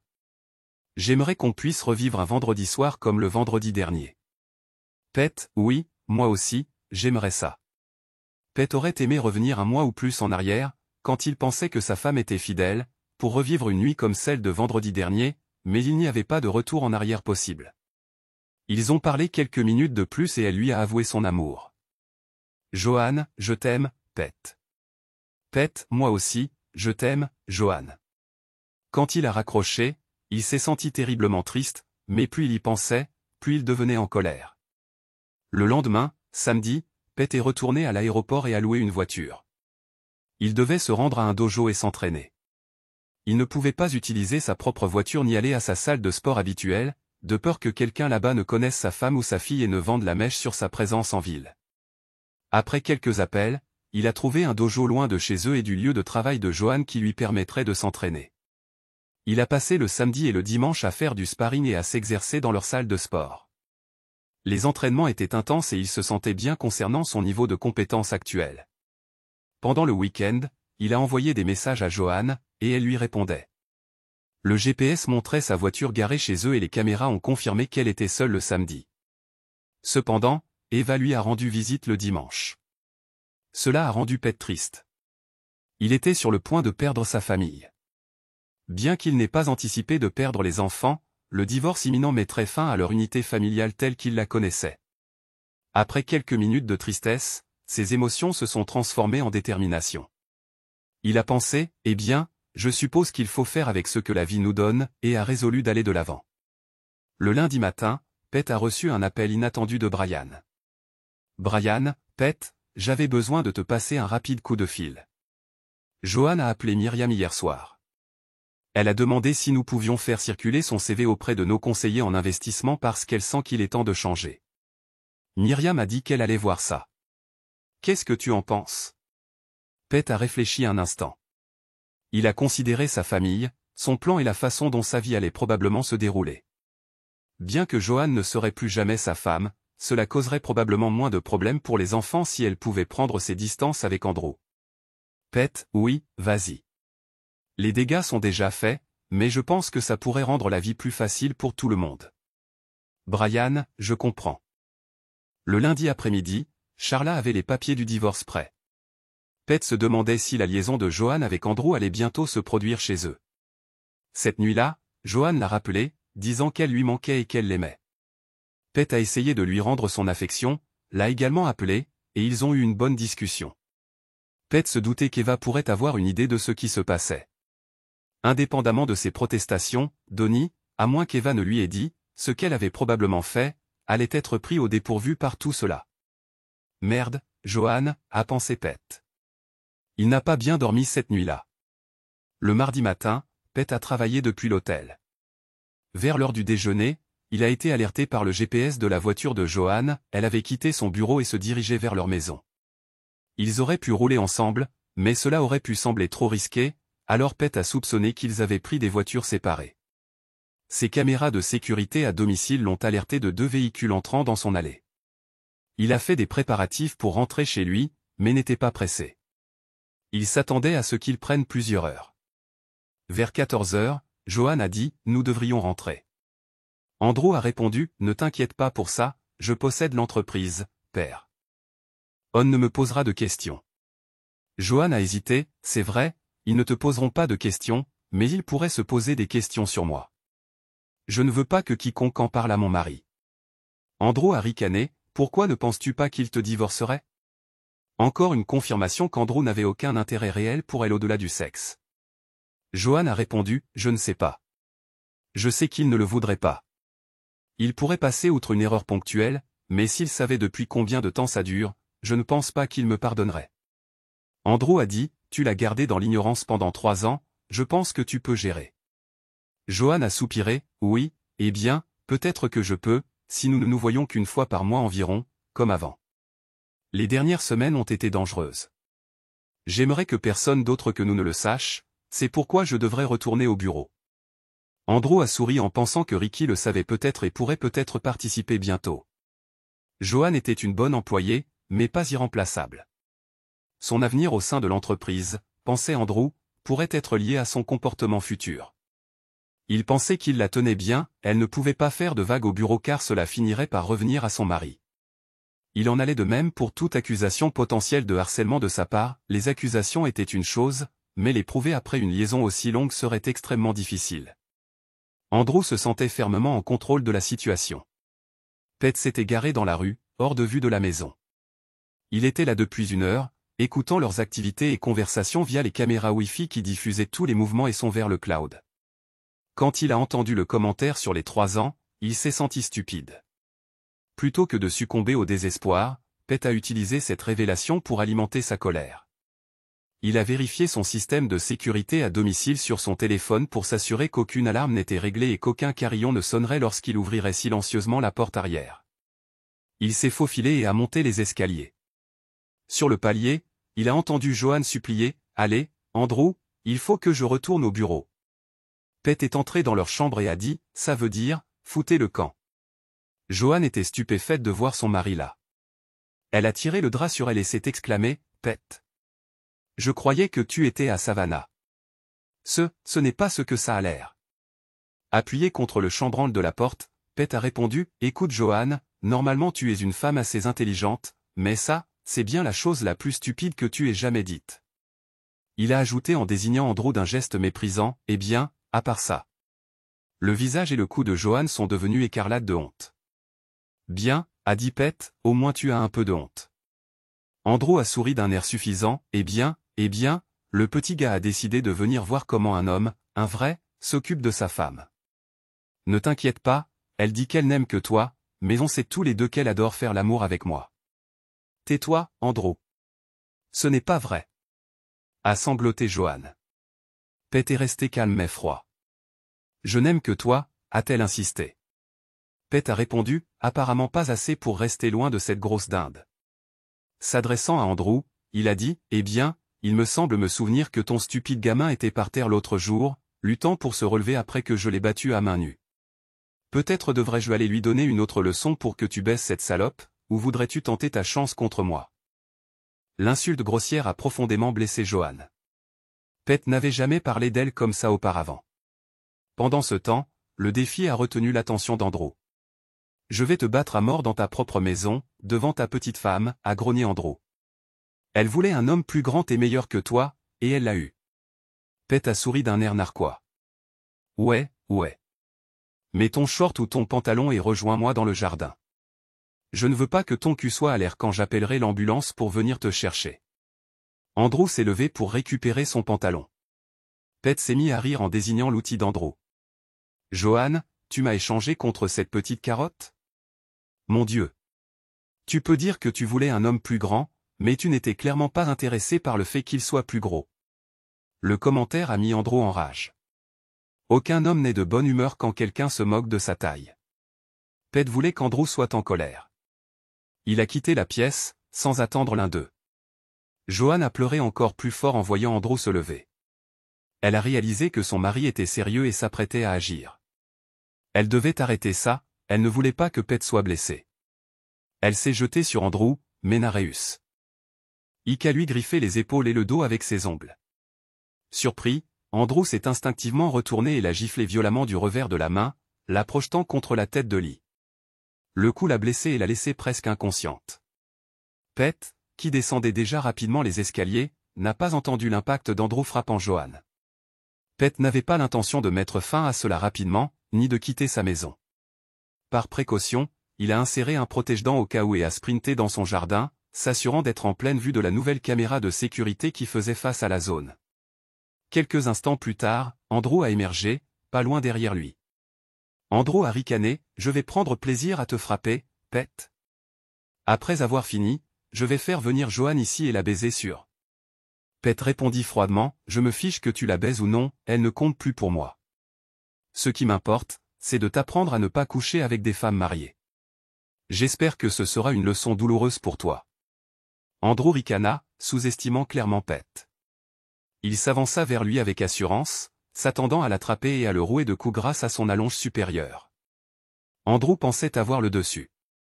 Comme prévu, Andrew montra un peu plus d'expérience que Ricky, levant les mains dans une posture de boxeur typique.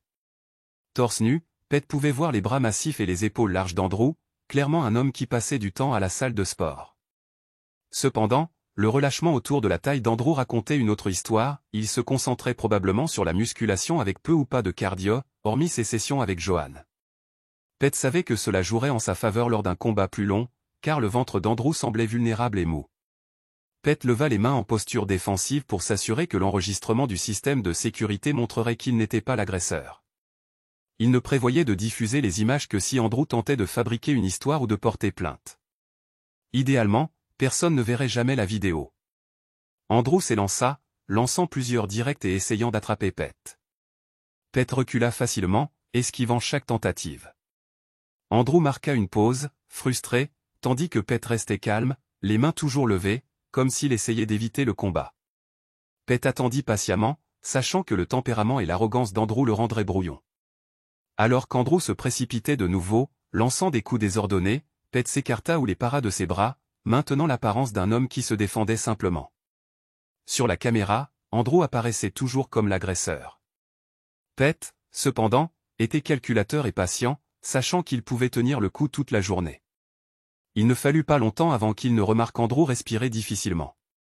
Après quelques minutes de cette danse, Andrew lança un grand coup de poing droit désordonné et exactement ce que Pete avait anticipé. Le coup rappelait l'attaque ratée de Ricky plus tôt, mais venant d'un adversaire plus fort. Saisissant l'occasion, Pete assena un coup sec et précis au rein droit d'Andrew. Andrew se plia en deux de douleur mais ne tomba pas. Pete enchaîna immédiatement en sautant en l'air et en délivrant un coup de coude vicieux à la même zone, avec un « touac » retentissant. Cette fois, Andrew s'effondra sur les mains et les genoux, luttant pour reprendre son souffle. Son flanc était en feu et il ne faisait aucun effort pour se relever. Pete recula, attendant, sachant que la caméra de sécurité enregistrerait chacun des mouvements d'Andrew. Pete avait besoin qu'Andrew continue d'apparaître comme l'agresseur. Finalement, Andrew se força à se relever, bien qu'avec difficulté. Il leva de nouveau les mains, mais ses mouvements étaient lents et laborieux. Pete pouvait dire que la blessure aux côtes d'Andrew pesait sur lui, rendant sa respiration difficile. L'homme plus grand tenta quelques faibles directs, mais c'était plus pour la forme que pour l'efficacité. Chaque coup semblait lui causer une douleur atroce, d'autant plus que Pete ciblait habilement les zones déjà endommagées. À chaque jab que Pete portait aux côtes ou aux reins d'Andrew, le visage d'Andrew se tordait davantage d'angoisse. Il était clair qu'Andrew avait réalisé qu'il ne gagnerait pas ce combat. Le désespoir s'installa.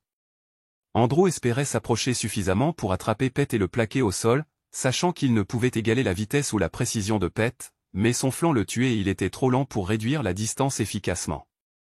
Pendant ce temps, à l'étage, dans la chambre, Joanne avait repris ses esprits. Enfilant une robe de chambre, elle se précipita en bas. En sortant de la chambre, elle attrapa son téléphone et appela le 911, signalant « Mon mari et mon patron se battent dans mon jardin, et nous avons besoin d'une ambulance. » En passant devant le bureau de paix. Quelque chose attira son attention, et elle se figea un instant avant de se précipiter à l'intérieur. De retour dehors, Andrew tenta une dernière charge, mais ses mouvements étaient maladroits et déséquilibrés à cause de la douleur. Pete le fit trébucher facilement, le faisant de nouveau tomber à plat ventre sur les mains et les genoux. Cette fois, Pete décida d'en finir. Faisant comme s'il était le botteur des titans, Pete prit de l'élan et délivra un coup de pied dévastateur à l'aine avec précision. Andrew laissa échapper un cri déchirant et se recroquevilla immédiatement en position fétale, ses mains agrippant désespérément son aine. Mais il était trop tard, Andrew ne se relèverait pas sans aide, et il était peu probable qu'il se relève de sitôt non plus. Pete se tenait au-dessus de lui, son expression froide. « Pitié, dit-il à Andrew qui gémissait. Qui est l'ours maintenant? Je suis un putain de Kodiak comparé à toi. Tu as de la chance que je ne traîne pas ton pauvre cul dans la piscine pour te noyer. » Pete s'assit par terre à environ 3 mètres, écoutant Andrew gémir et se plaindre de douleur. Normalement, il aurait détesté voir quelqu'un souffrir autant, mais pour cet homme, il ne ressentait rien, peut-être juste le sentiment qu'une petite justice avait été rendue. Pete attendait l'arrivée de la police ou de l'ambulance, espérant que Joanne les avait appelés. Cependant, il fut surpris de ne pas l'avoir encore vue. Où était-elle? Ce qui suivit stupéfia Pete. Joanne sortit en courant de la maison avec un fusil de chasse à la main, sa robe de chambre flottant derrière elle alors qu'elle fonçait vers Andrew. Elle criait, sa voix brisée par l'émotion, « Tu ne feras pas de mal à mon mari. Je te tuerai, tu m'entends? Tu ne feras pas de mal à mon mari. » Pete sursauta immédiatement, alarmé, et se précipita pour l'intercepter. Il la saisit doucement, la tirant dans une étreinte, faisant pointer le canon du fusil vers le bas. Il lui murmura des mots apaisants tout en lui retirant le fusil des mains et en le posant à terre, à une distance sûre. Joanne tremblait, son visage était rouge tandis qu'elle répétait sans cesse, « Tu ne feras pas de mal à mon mari, tu ne feras pas de mal à mon mari. » Plusieurs minutes plus tard, un officier de police arriva et s'approcha de la scène. Joanne murmurait encore les mêmes mots, presque en transe. L'officier déchargea le fusil et le mit de côté, puis tourna son attention vers Andrew, qui était toujours allongé au sol, crachant du sang. L'officier fut surpris, les seules blessures visibles sur Andrew étaient des marques rouges et des ecchymoses naissantes sur ses flancs, quelques égratignures sur le haut de son dos, et ce qui semblait être un œil au beurre noir en formation sur Joanne. L'officier s'approcha d'abord de Joanne. « Madame, vous allez bien » demanda-t-il, son ton calme mais ferme. Joanne cessa de marmonner, la question de l'officier brisant son état second. Elle leva les yeux vers lui, ses lèvres tremblantes. Il commença-t-elle avant de fondre en sanglots. Après un instant, elle leva une main tremblante et pointa du doigt Andrew. Il m'a agressé, dit-elle à travers ses larmes. Quand mon mari est arrivé, Andrew la poursuivit. Pete resta là, stupéfait. Agression? La rencontre avait été entièrement consensuelle. De quoi parlait-elle? L'officier insista doucement, « Madame, vous devez vous rendre à l'hôpital pour que les abus puissent être documentés, d'accord ?» Joanne hocha la tête, pleurant toujours. « Mon mari peut-il m'emmener » demanda-t-elle, sa voix petite et fragile. « Bien sûr » répondit l'officier, « mais vous devez y aller le plus tôt possible. Tout de suite serait préférable. Je resterai ici avec l'agresseur jusqu'à l'arrivée de l'ambulance. » L'officier se tourna vers Pete et le dévisagea. « Vous avez l'air indemne. Laissez-moi deviner, vous êtes ceinture noire ou quelque chose comme ça ?» Pete secoua la tête. « Ou quelque chose comme ça, dit-il d'un ton neutre. Je sais comment me protéger et protéger ma famille, mais je peux vous promettre, officier, que je suis bien plus abîmé que vous ne pouvez l'imaginer. » L'officier hocha la tête, semblant comprendre. Joanne s'appuya contre l'épaule de Pete, sanglotant. Pete resta là, la tenant, sachant que ce n'était pas Andrew qui l'avait le plus blessé, c'était Joanne. Après quelques instants, Pete emmena Joanne à l'intérieur pour qu'elle puisse mettre des vêtements appropriés pour l'hôpital. Alors qu'il montait à l'étage, Joanne hésita et le regarda, sa voix tremblante. « Tu viendras avec moi ? J'ai besoin de ton aide. » Pete secoua la tête. Il ne pouvait se résoudre à monter, il ne voulait pas voir la chambre où elle avait été avec Andrew.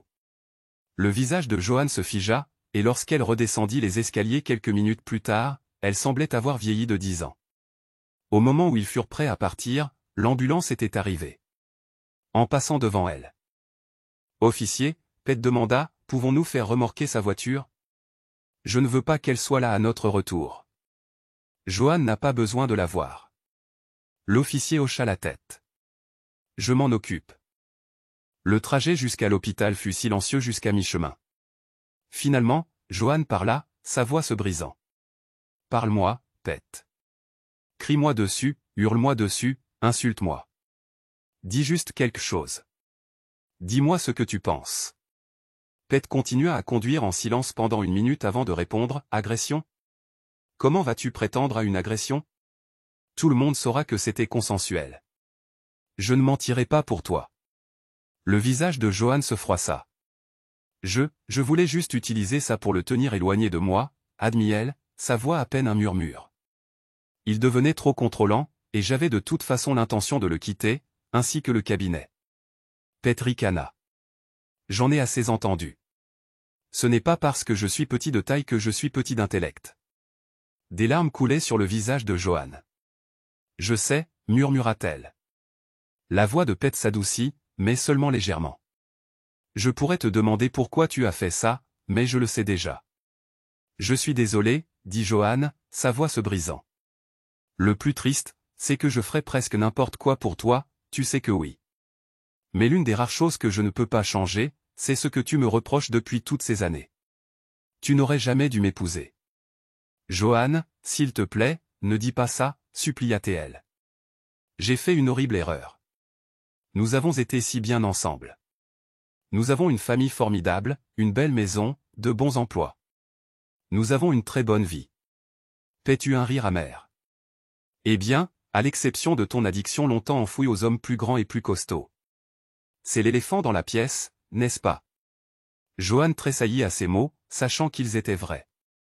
Pete continua, sa voix froide, « Tu aurais dû penser à toutes ces choses merveilleuses avant de décider qu'une liaison valait le risque. En tant que gestionnaire de portefeuille, tu devrais tout savoir sur le risque. »« Je sais, j'ai été si stupide, » dit-elle, sa voix tremblante. « Peux-tu me pardonner un jour ?» Pete secoua la tête. « Peut-être un jour, mais pas de sitôt. » Sa voix se brisa alors qu'elle demandait, « Cela signifie-t-il qu'il y a encore une chance que nous restions ensemble ?» « Non, » répondit fermement Pete. « Cela n'arrivera pas, mais pourquoi ?» supplia Joanne. « Pourquoi, à ton avis ?» demanda Pete avec un ricanement. « À cause de l'aventure » demanda-t-elle. Nous pouvons aller en thérapie, nous pouvons surmonter ça. Ce n'était pas juste une aventure, Johan, dit Pete, sa voix froide et stable. Ton petit amant de fils, Ricky, m'a envoyé un lien vendredi vers un compte cloud. Il contenait les enregistrements de votre petite fête sexuelle avec Andrew de jeudi et vendredi. Johan halta, choqué par la révélation. Pete continua, son ton mordant, je ne sais pas si c'est Andrew qui a tout arrangé ou Ricky. Quoi qu'il en soit, j'ai tout entendu. Tu n'auras plus à te soucier de porter des talons autour de moi. Cela ne m'a jamais dérangé avant, mais j'aurais aimé savoir que ça te dérangeait toujours. Tu n'auras plus à craindre que les gens pensent que ton petit mari est une cible facile à attaquer. Penses-tu toujours qu'Eva a inventé l'histoire de Paris? Le hochement de tête tremblant de Johan fut à peine perceptible, mais c'était une réponse suffisante. Oh, ajouta Pete avec venin, juste pour que tu saches, quand Ricky m'a envoyé le lien par email, il a aussi écrit dans son message qu'Andrew avait accepté de le laisser te baiser aussi. Pas étonnant qu'il soit entré dans notre jardin comme si ça lui appartenait. Il n'avait aucun respect pour moi ni pour nous. Pourquoi en aurait-il? Son père non plus. Et n'oublions pas qui a le premier manqué de respect à notre mariage. Ce serait toi, Johan. Le visage de Johan se froissa tandis qu'elle assimilait ces mots. La réalisation qu'elle avait été la première à trahir leur mariage là frappa comme un coup de massue. Elle était horrifiée à l'idée que Ricky suppose qu'il avait le droit d'être avec elle, et elle comprit maintenant pourquoi il traînait tant. La profondeur de sa chute était presque trop lourde à supporter pour elle. Pete, je ne sais pas quoi dire à part continuer à dire que je suis désolé, bégaya-t-elle. Tu peux être désolé, mais la désolation ne suffit pas, répliqua Pete. Tu as perdu confiance en moi. Tu as perdu le respect pour moi, même si je suis un homme meilleur que lui à tous égards. Ce n'était juste pas assez pour toi, n'est-ce pas? Johan se tourna vers. Regardant par la fenêtre, des larmes coulant silencieusement sur son visage. Après une longue pause, elle murmura, et maintenant? J'avais prévu de te donner les papiers du divorce aujourd'hui, dit Pete, mais je vais attendre un peu, en fonction de comment se déroulent les prochains jours. Nous allons toujours divorcer, mais te remettre les papiers le jour où tu as été prétendument agressé ne ferait pas bonne impression devant le tribunal de la famille. Elle tressaillit à ces mots. Alors, comment comptes-tu monter cette histoire d'agression et qu'est-ce que c'était avec le fusil? Tu comptes vraiment envoyer un homme innocent en prison? Je voulais l'envoyer à la morgue, dit Pete sans embâge, mais tu es tout aussi coupable que lui. Ce commentaire donna à Johan l'envie de sauter de la voiture en marche.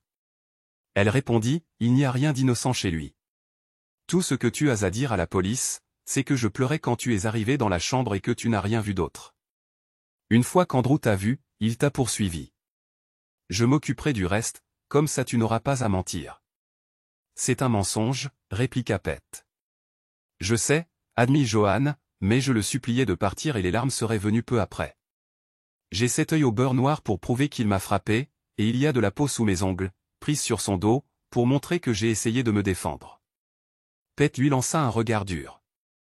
Et n'oublie pas la partie de toi qui est pleine de son ADN pour prouver qu'il t'a baisé, oups, pardon, je veux dire agressé. À ce commentaire, Johan perdit son sang-froid et se mit à sangloter de manière incontrôlable. Pete la laissa pleurer un instant avant de demander, tu ne m'as toujours pas dit, pourquoi as-tu pris le fusil? Se reprenant, elle répondit, des choses folles peuvent arriver dans les disputes. Je n'allais pas le laisser te faire du mal. Je ne savais pas depuis combien de temps j'étais inconsciente, alors je l'ai pris, ne sachant pas ce que je trouverais en sortant. Eh bien, était-ce ce que tu t'attendais à voir? Demanda Pete. Johan ne répondit pas, mais ils connaissaient tous les deux la vérité. Pete apprécia son instinct de le protéger, mais il ne put s'empêcher de penser qu'elle aurait dû ressentir cela il y a 3 ans, avant qu'elle ne commence sa liaison. Quelques minutes plus tard, toujours dans la voiture, Pete appela Brian. Brian, c'est Pete. Johan et moi sommes en route pour l'hôpital. Nous allons bien tous les deux, mais nous avons besoin d'un bon avocat, et vite. Je te donnerai les détails dès que possible, probablement plus tard aujourd'hui. Oh mon Dieu, répondit Brian, je suis désolé d'apprendre ça. Je vais passer quelques appels. Vous allez au Williamson Medical Center? Oui, confirma Teil. Bien, dit Brian, content que vous gardiez ça en famille. Désolé, c'était ma maladroite tentative d'alléger la situation. Je vais faire en sorte que quelqu'un vous rencontre là-bas sous peu. Ne parlez à personne avant d'avoir parlé à votre avocat. Compris. Compris, merci Brian. Pete raccrocha et jeta un coup d'œil à Joanne. Tu as bien compris, n'est-ce pas? C'est un jeu dangereux auquel tu joues, et tu dois bien ficeler ton histoire avant de t'embourber dans des mensonges et de finir en prison, en plus de tout le reste. Je suis sûr que tes enfants et ta famille adoreraient te rendre visite en prison. Intérieurement, Joanne gémit face à sa situation. Peut-être devrais-je juste sauter de la voiture après tout? Comme Brian l'avait promis, ils furent accueillis aux urgences de l'hôpital par l'administrateur et un conseiller juridique principal. Tous deux étaient des connaissances de Brian, l'un même un parent éloigné. Ils s'assurèrent que Joanne et Pete soient vus immédiatement et que personne ne les interroge avant l'arrivée de l'avocat recommandé par Brian. Lorsque l'avocate arriva, elle se mit rapidement au travail, se concentrant sur les objectifs de Joanne et les guidant à travers le processus. Ils documentèrent lentement les événements qui avaient mené à ce jour, y compris la durée de la liaison, certains détails explicites, l'implication de Ricky, les vidéos de la maison d'Andrew et les enregistrements du système de sécurité de Pete. Joanne se sentit profondément humiliée de devoir raconter tout cela avec une telle précision. Elle était maintenant confrontée à l'ampleur de ses actions et de leurs conséquences. Pete était assis devant sa femme, Joanne. Il n'était plus en colère, juste engourdi. Qui est cette personne avec qui j'ai vécu, pensa-t-il. La femme assise devant lui était presque méconnaissable par rapport à la partenaire qu'il avait autrefois connue. Finalement, l'avocate de Joanne lui conseilla de chercher un accord à l'amiable avec Andrew. Le raisonnement était clair, le bureau du procureur ne poursuivrait probablement pas une affaire criminelle en raison de la durée de la liaison. Cela ressemblerait plus à de la rancune qu'à une agression. De plus, la version des faits d'Andrew pourrait facilement créer suffisamment de doutes pour rendre une condamnation presque impossible à obtenir. Pourquoi le proc? Hureur perdrait-il le temps du tribunal sur une affaire susceptible de se terminer par un jury suspendu? Cependant, Andrew voudrait presque certainement garder son nom et sa firme hors des tribunaux civils et, plus important encore, loin des gros titres.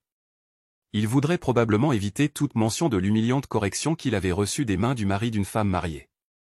L'avocate était confiante qu'Andrew s'arrangerait pour éviter de nuire davantage à sa réputation. À ce moment-là, Pete demanda un moment seul avec Joanne. Quand ils furent seuls, il commença à parler d'un ton calme et mesuré. Peu m'importe que l'accord soit de 10 000 ou 10 millions de dollars, dit Pete. Dans les papiers du divorce, je compte demander la maison, un partage 50-50e de tous les autres actifs à l'exclusion de mon entreprise de conseil et aucune pension alimentaire. Tu pourrais donc vouloir essayer d'obtenir le plus possible d'Andrew. Pete marqua une pause, puis ajouta avec un léger sourire, « Attends, je veux modifier ça, tu peux avoir le lit. Après aujourd'hui, cette chose immonde est à toi, à faire ce que tu veux avec. » Le commentaire frappa Joanne comme un coup de poing dans le ventre. Il lui dit tout ce qu'elle avait besoin de savoir, Pete en avait vraiment fini avec elle. Elle devrait faire face à ce désordre seule. La réalisation était presque accablante. Elle le regarda et demanda, « Tu serais prêt à te battre avec moi pour la maison? » L'expression de Pete se durcit. Après tout ce que j'ai appris ces dernières semaines, après ce que j'ai vu sur ces vidéos, après ce que j'ai vu dans notre chambre aujourd'hui, et après ce que j'ai fait à ton amant il y a peu de temps, tu me demandes ce que je suis prêt à faire? Tu ferais peut-être bien de réfléchir à ce que je pourrais faire si j'étais déterminé.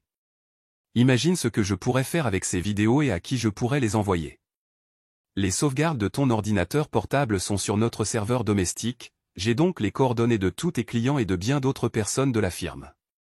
Je pourrais leur envoyer des vidéos de leurs conseillères en investissement ne prenant pas ses vœux au sérieux ou ne faisant pas preuve de bon jugement.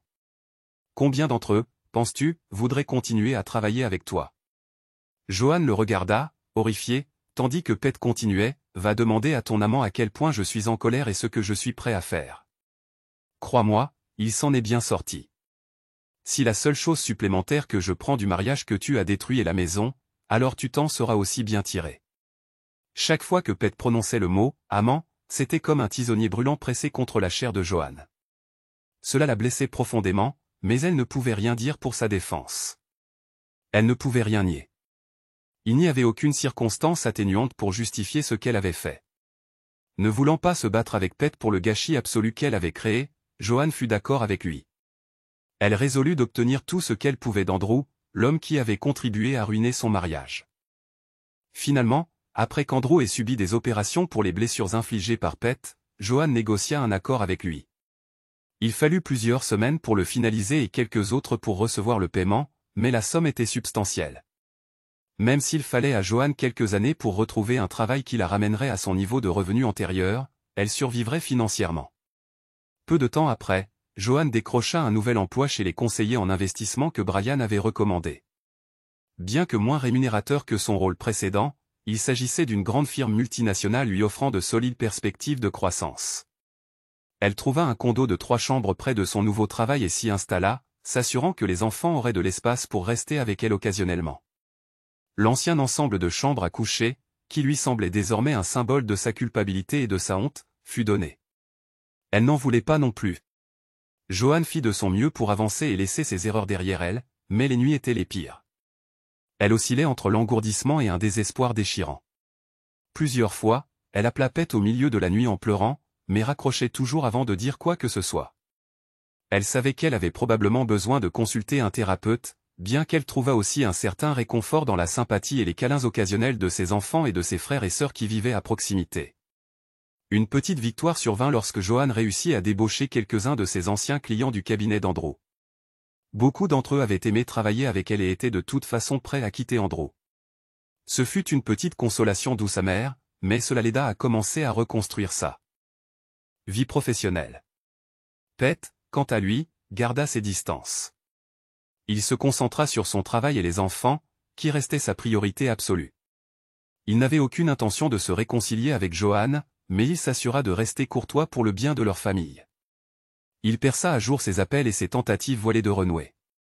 Il savait qu'elle souffrait, mais il ne pouvait se résoudre à s'en soucier comme autrefois. La trahison avait été trop profonde, et Pete n'était pas le genre d'homme à oublier. Le cabinet d'Andrew subit d'importantes retombées, en partie parce que quelqu'un avait informé un journaliste de déposer une demande en vertu de la loi sur la liberté d'information concernant le rapport de police de l'incident chez Pete. La description détaillée de l'officier incluait le mari attaqué mais vengé, la victime présumée d'agression et le détail dramatique de son geste brandissant un fusil de chasse pour assurer la sécurité de son mari. L'histoire sensationnelle parut d'abord dans les journaux locaux avant d'atteindre le journal télévisé du soir. Une fois Andrew sorti de l'hôpital, il refusa de faire des déclarations significatives, se contentant de répondre aux journalistes par « c'est une affaire privée ». Quant à Andrew, ses multiples opérations avaient sauvé son rein endommagé, stabilisé sa côte cassée et partiellement restauré la fonctionnalité de l'un de ses testicules. Les médecins exprimèrent l'espoir qu'il puisse un jour retrouver une érection, mais seulement après une autre opération probablement douloureuse. Pour Pete, les semaines suivant l'incident furent les plus longues et les plus éprouvantes de sa vie. Il essaya de rester le plus possible en déplacement, évitant la maison et les rappels de ce qui s'était passé.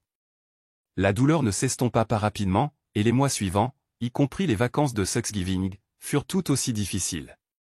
Le jour où Joanne déménagea fut particulièrement angoissant. L'éclatement de leur cellule familiale frappa Pete plus durement que toute autre perte qu'il avait connue, même pire que le décès de ses grands-parents. Eva avait été quelque peu préparée à la vérité grâce aux doutes que Ricky avait semés. À mesure que ces graines de doute se transformaient en réalité, Eva se retrouva remplie de colère et de chagrin.